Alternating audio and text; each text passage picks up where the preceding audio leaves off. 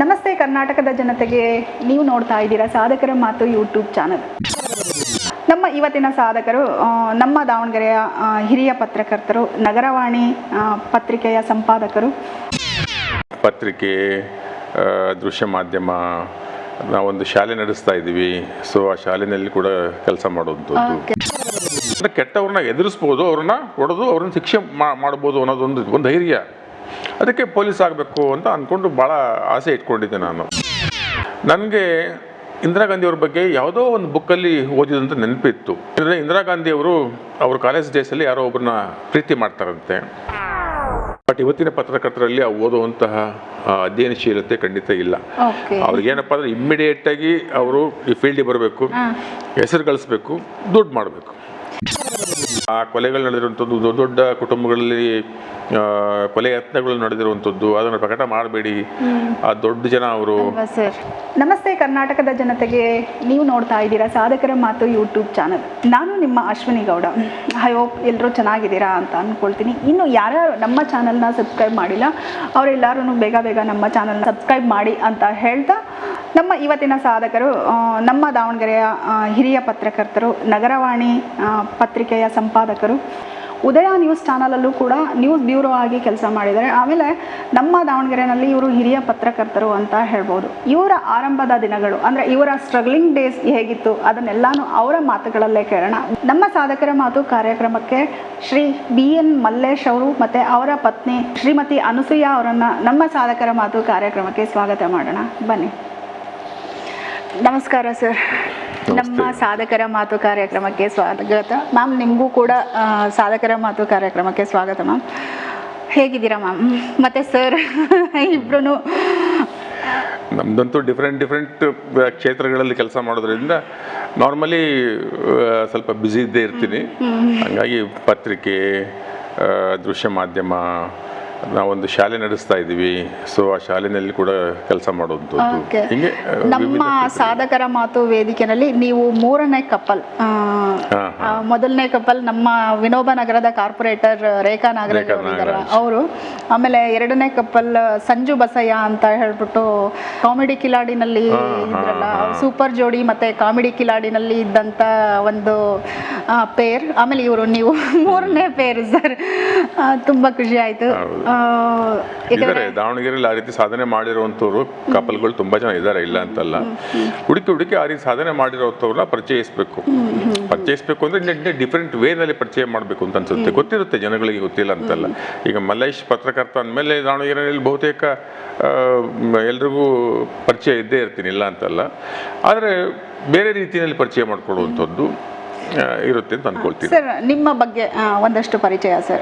ನೀವು ಮೂಲತಃ ದಾವಣಗೆರೆಯವರ ಸರ್? ನನ್ನ ವೈಯಕ್ತಿಕವಾಗಿ ನಾನು ಹೇಳಿದ್ರೆ ನಾನು ದಾವಣಗೆರೆಯವನೇ. ಯಾಕಂದರೆ ನನ್ನ ತಂದೆ ಮತ್ತು ತಾಯಿಯವರು ಅವ್ರು ತುಮಕೂರು ಜಿಲ್ಲೆ ಅಂತ ಬಂದಿದ್ದವರು.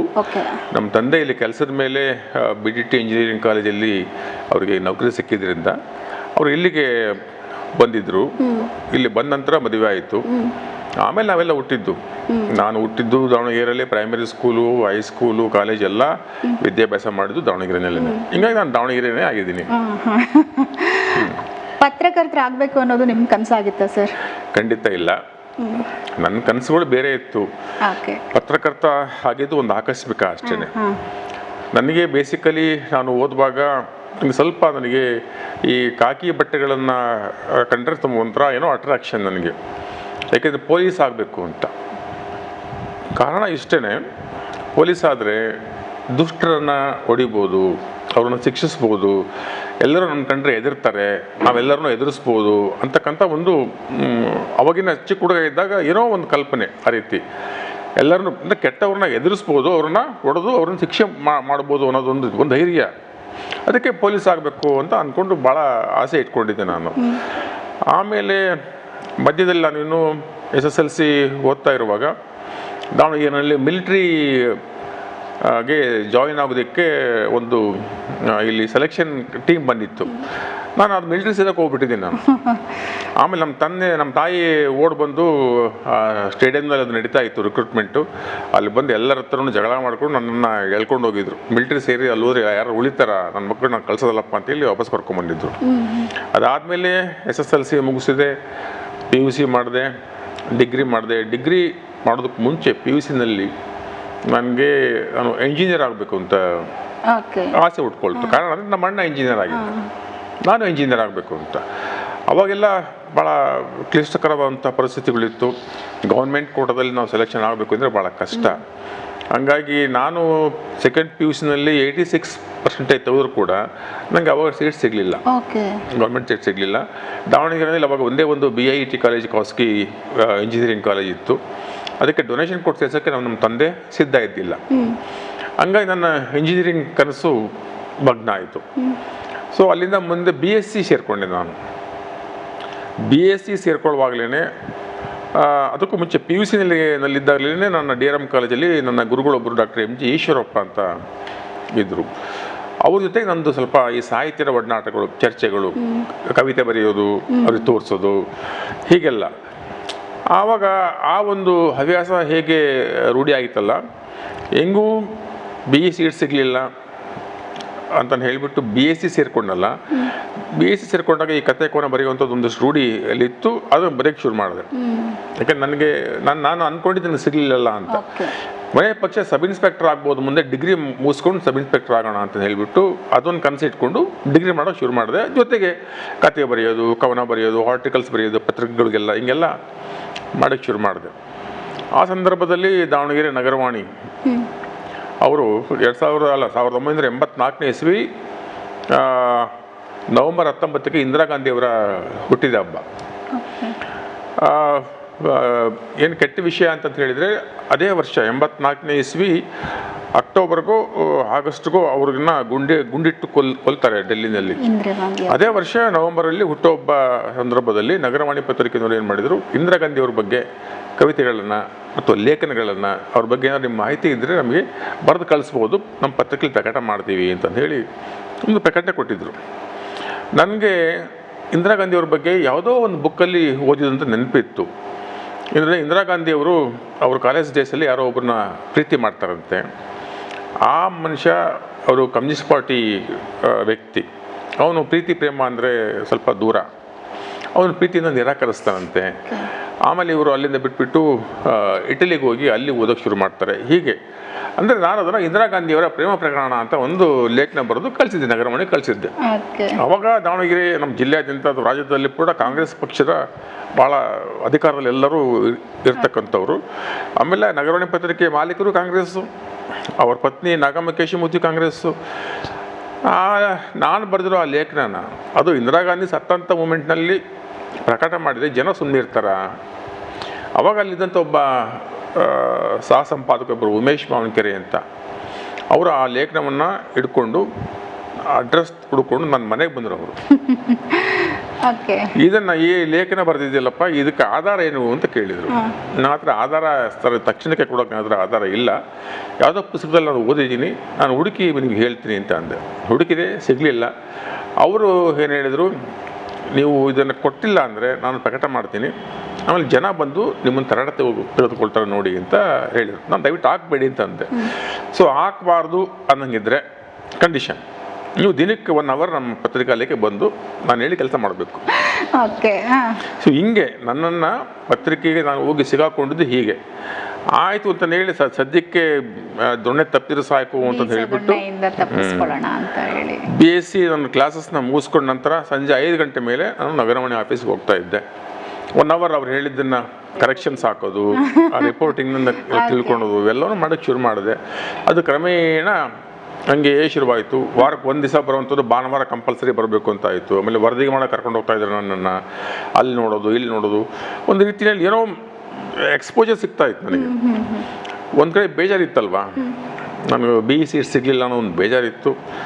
ಆಮೇಲೆ ನಾನು BSc ಓದ್ತಾ ಇದ್ದೀನಿ, ನನಗೆ ಅದು ಇಷ್ಟ ಇಲ್ಲದಂಥದ್ದು ಡಿಗ್ರಿ ಮಾಡ್ತಾಯಿದ್ದೀನಿ. ಈ ಎಕ್ಸ್ಪೋಜರ್ಗೆ ನಾನು ಹೆಚ್ಚು ಒಗ್ಗಿಕೊಂಡೆ ನಾನು ಅವಾಗ. ಹಂಗಾಗಿ ಪತ್ರಿಕೆ ಜೊತೆಗೆ ಹೆಚ್ಚು ಒಡನಾಟ ಜಾಸ್ತಿ ಆಯಿತು. ಆವಾಗ ಸಂಜೆ ಹೊತ್ತು ಪೂರ್ತಿ ಅಲ್ಲೇ ಕಳೆಯಕ್ಕೆ ಶುರು ಮಾಡಿದೆ. ಒಂದು ರೀತಿ ಪಾರ್ಟ್ ಟೈಮ್ ರಿಪೋರ್ಟರ್ ಥರ ನಾನು ನಗರವಾಣಿ ಪತ್ರಿಕೆ ಸೇರಿಕೊಂಡೆ. ನಾನು ಇದು 84ರಲ್ಲಿ. 1 ತಿಂಗಳು ಕಳೆದ ನಂತರ ನನಗೆ ನಾವು ಕೇಶವಮೂರ್ತಿಯವರು ₹100 ನನಗೆ ಚೆಕ್ ಕೊಟ್ಟರು. ಅದು ನನ್ನ ಮೊದಲು ದುಡಿಮೆ. ಫಸ್ಟ್ ಸ್ಯಾಲ್ರಿ ₹100 ಚೆಕ್ ಕೊಟ್ಟರು. ಅದನ್ನ ಇಟ್ಕೊಂಡು ನಾನು ಎಲ್ಲರಿಗೂ ತೋರಿಸ್ಕೊಂಬಂದೆ, ನೋಡಪ್ಪ ನಾನು ₹100 ಚೆಕ್ ಕೊಟ್ಟಿದ್ದಾರೆ. ಅವತ್ತಿನ ಕಾಲದಲ್ಲಿ ₹100 ಬೆಲೆ ಇತ್ತು, ಇಲ್ಲ ಅಂತಲ್ಲ. ತೋರಿಸ್ಕೊಂಬಂಡೆ ಎಲ್ಲರಿಗೂ ಖುಷಿಯಿಂದ. ಹಿಂಗಾಗಿ ಕ್ರಮೇಣ ಒಂದು 6 ತಿಂಗಳು ಕಳೆಯುವಷ್ಟರಲ್ಲಿ ನನ್ನನ್ನು ಕರ್ಕೊಂಡು ಹೋದಂತಹ ಆ ಪತ್ರಿಕೆಗೆ ಉಮೇಶ್ ಮಾವನಕೆರೆಯವರು ಏನೋ ಮಾಲೀಕ ಜೊತೆಗೆ ಜಗಳ ಆಗಿ ಏನೋ ಬಿಟ್ಟೋಗ್ಬಿಟ್ರು. ಆನಂತರ ನಾನು ನನ್ನಂತೆ ಇದ್ದಂಥ ಇನ್ನಿಬ್ಬರು ಪತ್ರಕರ್ತರ ಮಿತ್ರರ ಜೊತೆಗೆ ನಗರವಾಣಿ ಪತ್ರಿಕೆ ನೋಡ್ಕೊಳ್ಳೋ ಜವಾಬ್ದಾರಿ ನನಗೆ ಅವತ್ತೇ ಬಿತ್ತು ತಮ್ಮ ತಲೆ ಮೇಲೆ 84ರಲ್ಲಿ. ಸೊ ನಿಮ್ಮ ಏಜು ಅವಾಗ ನನಗೆ 18-19 ಇರಬೇಕು. ಆ ಏಜ್ಗೆನೆ 19 ವಯಸ್ಸಿಗೆ 19 ಇರ್ಬೇಕು ನನಗೆ, 19 ಅಥವಾ 20 ಇರ್ಬೇಕು ಅನ್ಸುತ್ತೆ ನನಗೆ. 20ನೇ ವಯಸ್ಸಿಗೆ ನಾನು ಅಲ್ಲಿ ಸೇರ್ಕೊಂಡೆ. ನಾನು ಇಲ್ಲಿ BSc ಓದ್ತಾ ಇದ್ದೆ. ನಾನು ಅದಕ್ಕೆ ಕೇಳಿದೆ ಸರ್, ಫಸ್ಟ್ BSc ಇದ್ದಾಗಲೇ ಹೋಗಿ ನಾನು ಅಲ್ಲಿ ಸೇರ್ಕೊಂಡೆ ನಾನು. ಅದು ಈ ಪತ್ರಿಕೋದ್ಯಮ ಅಂದರೆ ತುಂಬ ಅಟ್ರಾಕ್ಟಿವ್ ಕ್ಷೇತ್ರ ಅದು. ಅವತ್ತಿನ ಕಾಲದಲ್ಲಿ ದಾವಣಗೆರೆಯಲ್ಲಿ ಇದ್ದದ್ದು 2 ಪತ್ರಿಕೆ major, Janathavani, Nagaravani. Correct. ನಗರವಾಣಿನೇ senior. ನಮ್ಮ ಪತ್ರಿಕೆ ಶುರುವಾಗಿದ್ದು 73ರಲ್ಲಿ, ಜನತಾವಾಣಿ ಶುರುವಾಗಿದ್ದು 74ರಲ್ಲಿ. ಅವಾಗ ನಾವು ಪತ್ರಕರ್ತರು ಅಂದರೆ ಎಲ್ಲರೂ ಬೆಲೆ ಕೊಡ್ತಾ ಇದ್ರು. ಎಲ್ಲರೂ ನಮ್ಮನ್ನು ಗೌರವ ಕೊಟ್ಟು ಇದು ಮಾಡೋದು, ಸಮಾರಂಭಗಳಿಗೆ ಕರೆಯುವಂಥದ್ದು, ಏನೋ ಒಂದು ರೀತಿ ಅಟ್ರಾಕ್ಷನ್ ಈ ಫೀಲ್ಡಲ್ಲಿ. ಅದನ್ನು ತಪ್ಪಿಸ್ಕೊಳ್ಳೋಕ್ಕಾಗಲಿಲ್ಲ ನನಗೆ. BSc ಓದ್ತಾನೆ ಈ ಪತ್ರಿಕೆಗೆ ಸೇರಿಕೊಂಡು ಕೆಲಸ ಮಾಡೋಕ್ಕೆ ಶುರು ಮಾಡಿದೆ. ಕ್ರಮೇಣ ಪಾರ್ಟ್ ಟೈಮ್ ರಿಪೋರ್ಟರ್ ಆದೆ. 96ರಲ್ಲಿ ಅಂತ ಕಾಣುತ್ತೆ. 96ರಲ್ಲಿ ನಮ್ಮ ಪತ್ರಿಕೆ ಅದು ಅಲ್ಲಿವರೆಗೂ ಅಚ್ಚು ಮೊಳೆ ಇತ್ತು.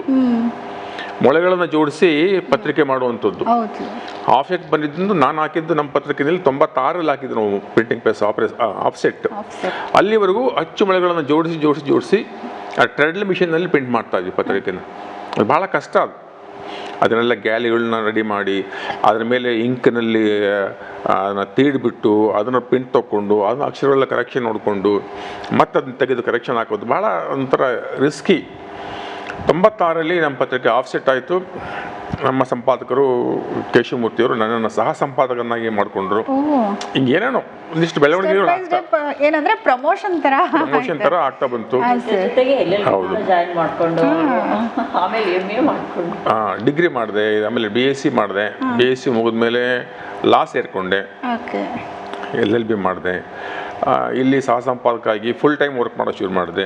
ಅವಾಗೆಲ್ಲ ಡೇ ಆ್ಯಂಡ್ ನೈಟ್ ಕೆಲಸ, ರಾತ್ರಿ ಎಲ್ಲ ಕೆಲಸ ಮಾಡಬೇಕು. ರಾತ್ರಿ 2 ಗಂಟೆ 3 ಗಂಟೆ ತನಕ ಪೇಜ್ ಹೋಗೋ ತನಕ ಪ್ರಿಂಟಿಗೆ ಹೋದ್ಮೇಲೆ ಅಲ್ಲೇ ಮಲಗಿದ್ದು ಬೆಳಗ್ಗೆ ಬರಬೇಕು.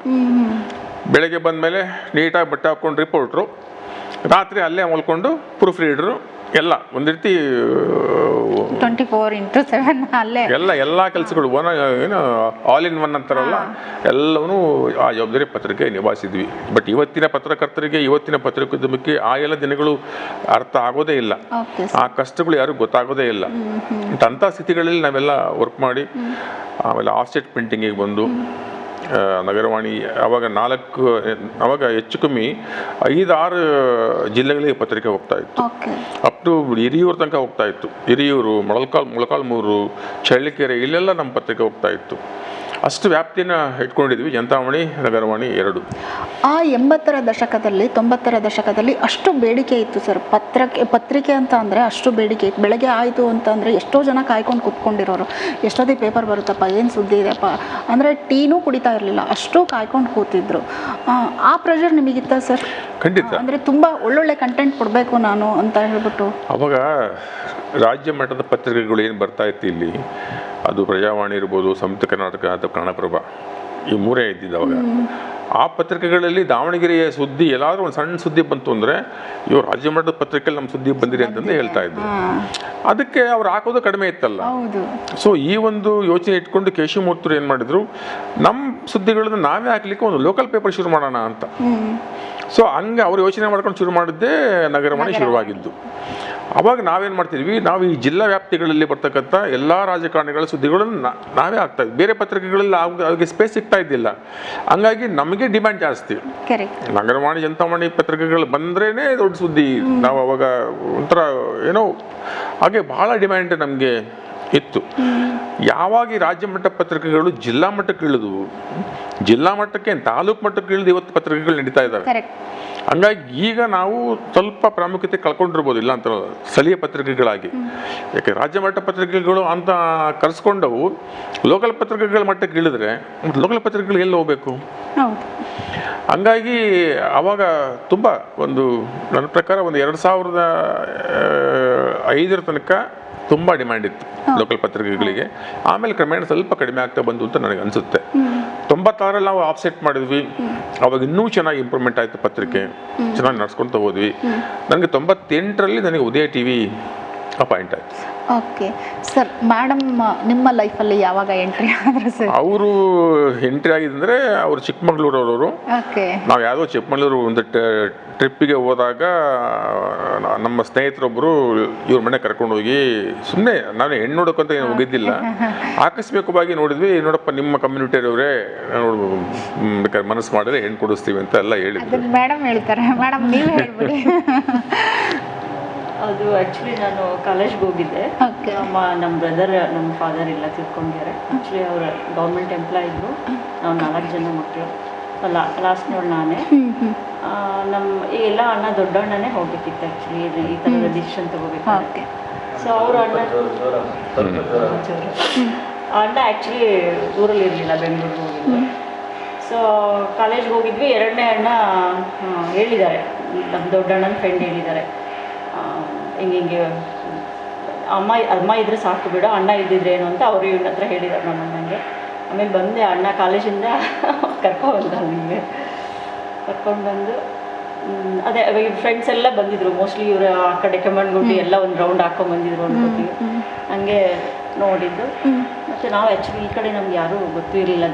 ನಮಗೆಲ್ಲ ನಾವು ಚಿಕ್ಕಮಗಳೂರು ಆ ಸೈಡೇನೆ, ಹಾಸನ, ಚನ್ನರಾಯಪಟ್ಟಣ, ಬೆಂಗಳೂರು, ಮೈಸೂರು ಈ ಕಡೆನೇ ನಮಗೆ ಗೊತ್ತಿಲ್ಲ. ಅಕ್ಕನ ಕೂಡ ಬೆಂಗಳೂರಿಗೆ ಕೊಟ್ಟಿರೋದು. ಸೊ ಆಮೇಲೆ ದಾವಣಗೆರೆನ ಹಾಗೆ ಹೇಗೆ ಅನ್ಕೋತಾರೆ ಅಂತ ಇದ್ರು. ಆಮೇಲೆ ಸೊ ನಮ್ಮ ಅಣ್ಣ ಬಂದಮೇಲೆ ದೊಡ್ಡವರು ಇಲ್ಲ ನೋಡೋಗ್ಲಿ ಅಂತ ಫೋನಲ್ಲಿ ಹೇಳಿದ್ರು. ನೋಡಿ ಹೋಗಿ ಆಮೇಲೆ ಇವ್ರ ಪೇರೆಂಟ್ಸ್ಗೆ ಹೇಳಿ ಆಯ್ತು ಅಷ್ಟೇ. ಹಣೆ ಬರೋ ಈ ಕಡೆ ಬಂದ್ವಿ. ನಾನೊಬ್ಬಳೇ ಆ್ಯಕ್ಚುಲಿ ಸಪ್ರೇಟ್ ಈ ಕಡೆ. ಎಲ್ಲ ನಮ್ಮ ರಿಲೇಷನ್ಸ್ ಎಲ್ಲ ಆ ಕಡೆನೇ ಇದ್ದಾರೆ. ಸೊ ಇವ್ರ ಬ್ಯುಸಿನಲ್ಲಿ ಸುಮಾರು ಟೈಮ್ ಫಂಕ್ಷನ್ಸ್ ಎಲ್ಲ ಮಿಸ್ಸೇ ಆಗುತ್ತೆ. ನಾನು ಒಬ್ಬಳೇ ಆಗ್ಬಿಡ್ತೀನಿ. ಎಲ್ಲ ಇಲ್ಲಿಂದ ಹೋಗಿ ಚಿಕ್ಕಮಂಗ್ಳೂರು ಜಾಯ್ನ್ ಆಗಬೇಕು, ಅಲ್ಲಿಂದ ಅಣ್ಣವ್ರ ಜೊತೆ ಎಲ್ಲ ಹೋಗ್ಬೇಕು, ಹಿಂಗೆ ಆಗ್ಬಿಟ್ಟಿದೆ. ಹಿಂಗೆ ಆ ಟೈಮ್ನಲ್ಲಿ ಹೆಣ್ಣು ನೋಡಬೇಕು, ಮದುವೆ ಮಾಡ್ಕೋಬೇಕು ಅಂತ ಏನು ಹೋಗಿದ್ದಲ್ಲ, ಆಕಸ್ಮಿಕವಾಗಿ ನೋಡಿದ್ದು. ಆಮೇಲೆ ಅದು ಓಕೆ ಅಂತ ಅನಿಸಿದ ಮೇಲೆ ಕೇಳಿದ್ವಿ, ಆಯಿತು ಅಂತ ಹೇಳಿ ಮದುವೆ ಆಯಿತು. 97ರಲ್ಲಿ ಮದುವೆ ಆಯಿತು. 98ರಲ್ಲಿ ನನಗೆ ಉದಯ ಟಿ ವಿ ಅಪಾಯಿಂಟ್ ಆಯಿತು. ಆವಾಗ ಉದಯ ಟಿ ವಿ ಫಸ್ಟ್ ಶುರುವಾಗಿದೆ ಇಡೀ ಕರ್ನಾಟಕದಲ್ಲಿ. ಮೊಟ್ಟ ಮೊದಲ ಚಾನಲ್ ಉದಯ ಟಿ ವಿ. ನಗರವಾಣಿಯಲ್ಲಿ ನಾನು ತುಂಬ ಇಷ್ಟು ಹೆಸರು ಮಾಡಿದ್ದೆ, ಇಲ್ಲ ಅಂತಲ್ಲ. ಆದರೆ ಉದಯ ನ್ಯೂಸ್ ಚಾನಲ್ನ ಜಿಲ್ಲಾ ವರದಿಗಾರಾಗಿ ಅಪಾಯಿಂಟ್ ಆದಮೇಲೆ ಆ ಉದಯ ಟಿ ವಿಗಿದ್ದಂತಹ ಆ ವ್ಯಾಪ್ತಿ ಏನಿದೆಯಲ್ಲ, ಆ ಜನಪ್ರಿಯತೆ ಏನಿದೆಯಲ್ಲ, ಜನ ನಮ್ಮನ್ನು ಹೆಂಗೆ ನೋಡ್ತಿದ್ರು ಅಂದರೆ, ನಾವು ಹೋಗೋ ತನಕ ಕಾರ್ಯಕ್ರಮ ಶುರು ಮಾಡ್ತಾ ಇದ್ದಿಲ್ಲ. ನಮ್ಮ ಕ್ಯಾಮ್ರಾ ಹೋಗೋ ತನಕ ಒಂದು ಪಕ್ಷ ಉದ್ಘಾಟನೆ ಮಾಡಿಬಿಟ್ಟಿದ್ರೆ ನಾವು ಹೋದ್ಮೇಲೆ ಮತ್ತೆ ಉದ್ಘಾಟನೆ ಮಾಡೋರು, ಮತ್ತು ನಮ್ಮ ಕ್ಯಾಮ್ರಾಕ್ಕೋಸ್ಕರ ಮತ್ತೆ ಭಾಷಣ ಮಾಡೋರು. ಹಂಗಾಗಿ ಆ ರೀತಿ ಭಾಳ ಡಿಮ್ಯಾಂಡ್ ಇತ್ತು. ಒಂದೇ ಒಂದು ಚಾನಲ್ಲು.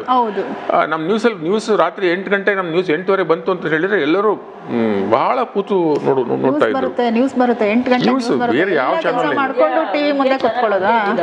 ಇದೇ ಒಂದೇ ಇದ್ದಿದ್ದು. ಅವಾಗೆಲ್ಲ ಇಷ್ಟು ಉದ್ದ ಕ್ಯಾಮ್ರಾಗಳು, ಇಷ್ಟು ಉದ್ದ ಕ್ಯಾಸೆಟ್ಗಳು, ಅದೆಲ್ಲ ಭಾಳ ಒಂದು ರೀತಿ ಸವಾಲಿನ ಕೆಲಸ. ಅವಾಗ ನಮ್ಮದು ಚೆನ್ನೈನಲ್ಲಿ ಅಪ್ಲಿಂಕಿಂಗ್ ಇದಿತ್ತು, ಅದು ಉದಯ ನ್ಯೂಸ್ದು ಅಲ್ಲಿತ್ತು. ನಾವು ದಾವಣಗೆರೆಯಲ್ಲಿ ಏನಾದರೂ ಒಂದು ಕಾರ್ಯಕ್ರಮ ಶೂಟ್ ಮಾಡಿ ಆ ಕ್ಯಾಸೆಟ್ಟನ್ನು ನಾವು ಕವರ್ಗೆ ಹಾಕಿ ಬಸ್ಸಿಗೆ ಹಾಕಿ ಬೆಂಗಳೂರಿಗೆ ಕಳಿಸಿದ್ರೆ, ಬೆಂಗಳೂರನ್ನ ಅದನ್ನು ಚೆನ್ನೈಗೆ ಕಳಿಸಿ ಅಲ್ಲಿ ಅದನ್ನು ಇದು ಮಾಡ್ತಾಯಿದ್ರು, ಅಲ್ಲ ಎಡಿಟಿಂಗ್ ಮಾಡಿ ಅಪ್ಲೋಡ್ ಮಾಡ್ತಾಯಿದ್ರು. ಆವಾಗ ನಮಗೆ ಅದು ಏರಿ ಬರ್ತಾ ಇತ್ತು, ಹಂಗೆ ನೋಡ್ತಾ ಇದ್ವಿ. ಆ ಸಂದರ್ಭದಲ್ಲಿ ಮೋಸ್ಟ್ಲಿ 99 ಅಥವಾ 2000 ಇಸ್ವಿ ಅನಿಸುತ್ತೆ, ನಾನು ಸೇರಿಕೊಂಡು ಇನ್ನೂ ಹೊಸರಲ್ಲಿ ದೇವರ ಬೆಳಕೆರೆ ಇದಕ್ಕೆ ಕೆರೆಗೆ ಬಸ್ ಬಿದ್ದು 96 ಜನ ಸತ್ಬಿಟ್ರು. 96 ಜನ. ಇಡೀ ನಮ್ಮ ಭಾರತ ದೇಶದ ಇತಿಹಾಸದಲ್ಲಿ ರಸ್ತೆ ಅಪಘಾತದಲ್ಲಿ 96 ಜನ ಸತ್ತಿರುವಂಥದ್ದು ಅದೇ ಫಸ್ಟ್. ಆಮೇಲೆ ಒಂದು ಬಸ್ಸಲ್ಲಿ 10 ಜನ ಇರೋಕ್ಕೆ ಸಾಧ್ಯನಾ? ಒಳಗಡೆ 50 ಜನ ಕೂತ್ಕೋಬೋದು, ಒಂದು 10 ಜನ ನಿಂತ್ಕೋಬೋದು ಅಂತ ಇಟ್ಕೊಳ್ಳಿ. ಅದು 96 ಜನ ಹೇಗೆ? ಬಸ್ ಟಾಪ್ ಮೇಲೆಲ್ಲ ಜನ, ಬಸ್ ಮೇಲ್ಗಡೆಗೆ ಒಳಗಡೆಗೆ ಎಲ್ಲ. ಅದು ಮೋಸ್ಟ್ಲಿ ಕೊನೆ ಟ್ರಿಪ್ ಅನ್ಸುತ್ತೆ ಬಸ್ಸಿಂದ, ಅದು ಫುಲ್ ಪ್ಯಾಕ್ ಇತ್ತು ಜನ ಅಂತ ಅನ್ಸುತ್ತೆ. 10 ಜನ ಸತ್ತೋಗ್ಬಿಟ್ರು. ನಾನು ಅವಾಗ ಡೇ ಆ್ಯಂಡ್ ನೈಟ್ ಅದನ್ನು ಉದಯ ಟಿವಿಗೆ ಶೂಟ್ ಮಾಡಿದ್ದೆ. ಒಬ್ಬರನ್ನ ಬಸ್ಸಿಗೆ ಕಳಿಸಿದ್ದೆ ಕ್ಯಾಸೆಟ್ನ. ಸೊ ಅದು ಒಂದು ದೊಡ್ಡ ಸವಾಲಿನ ಕೆಲಸ ಆಯಿತು.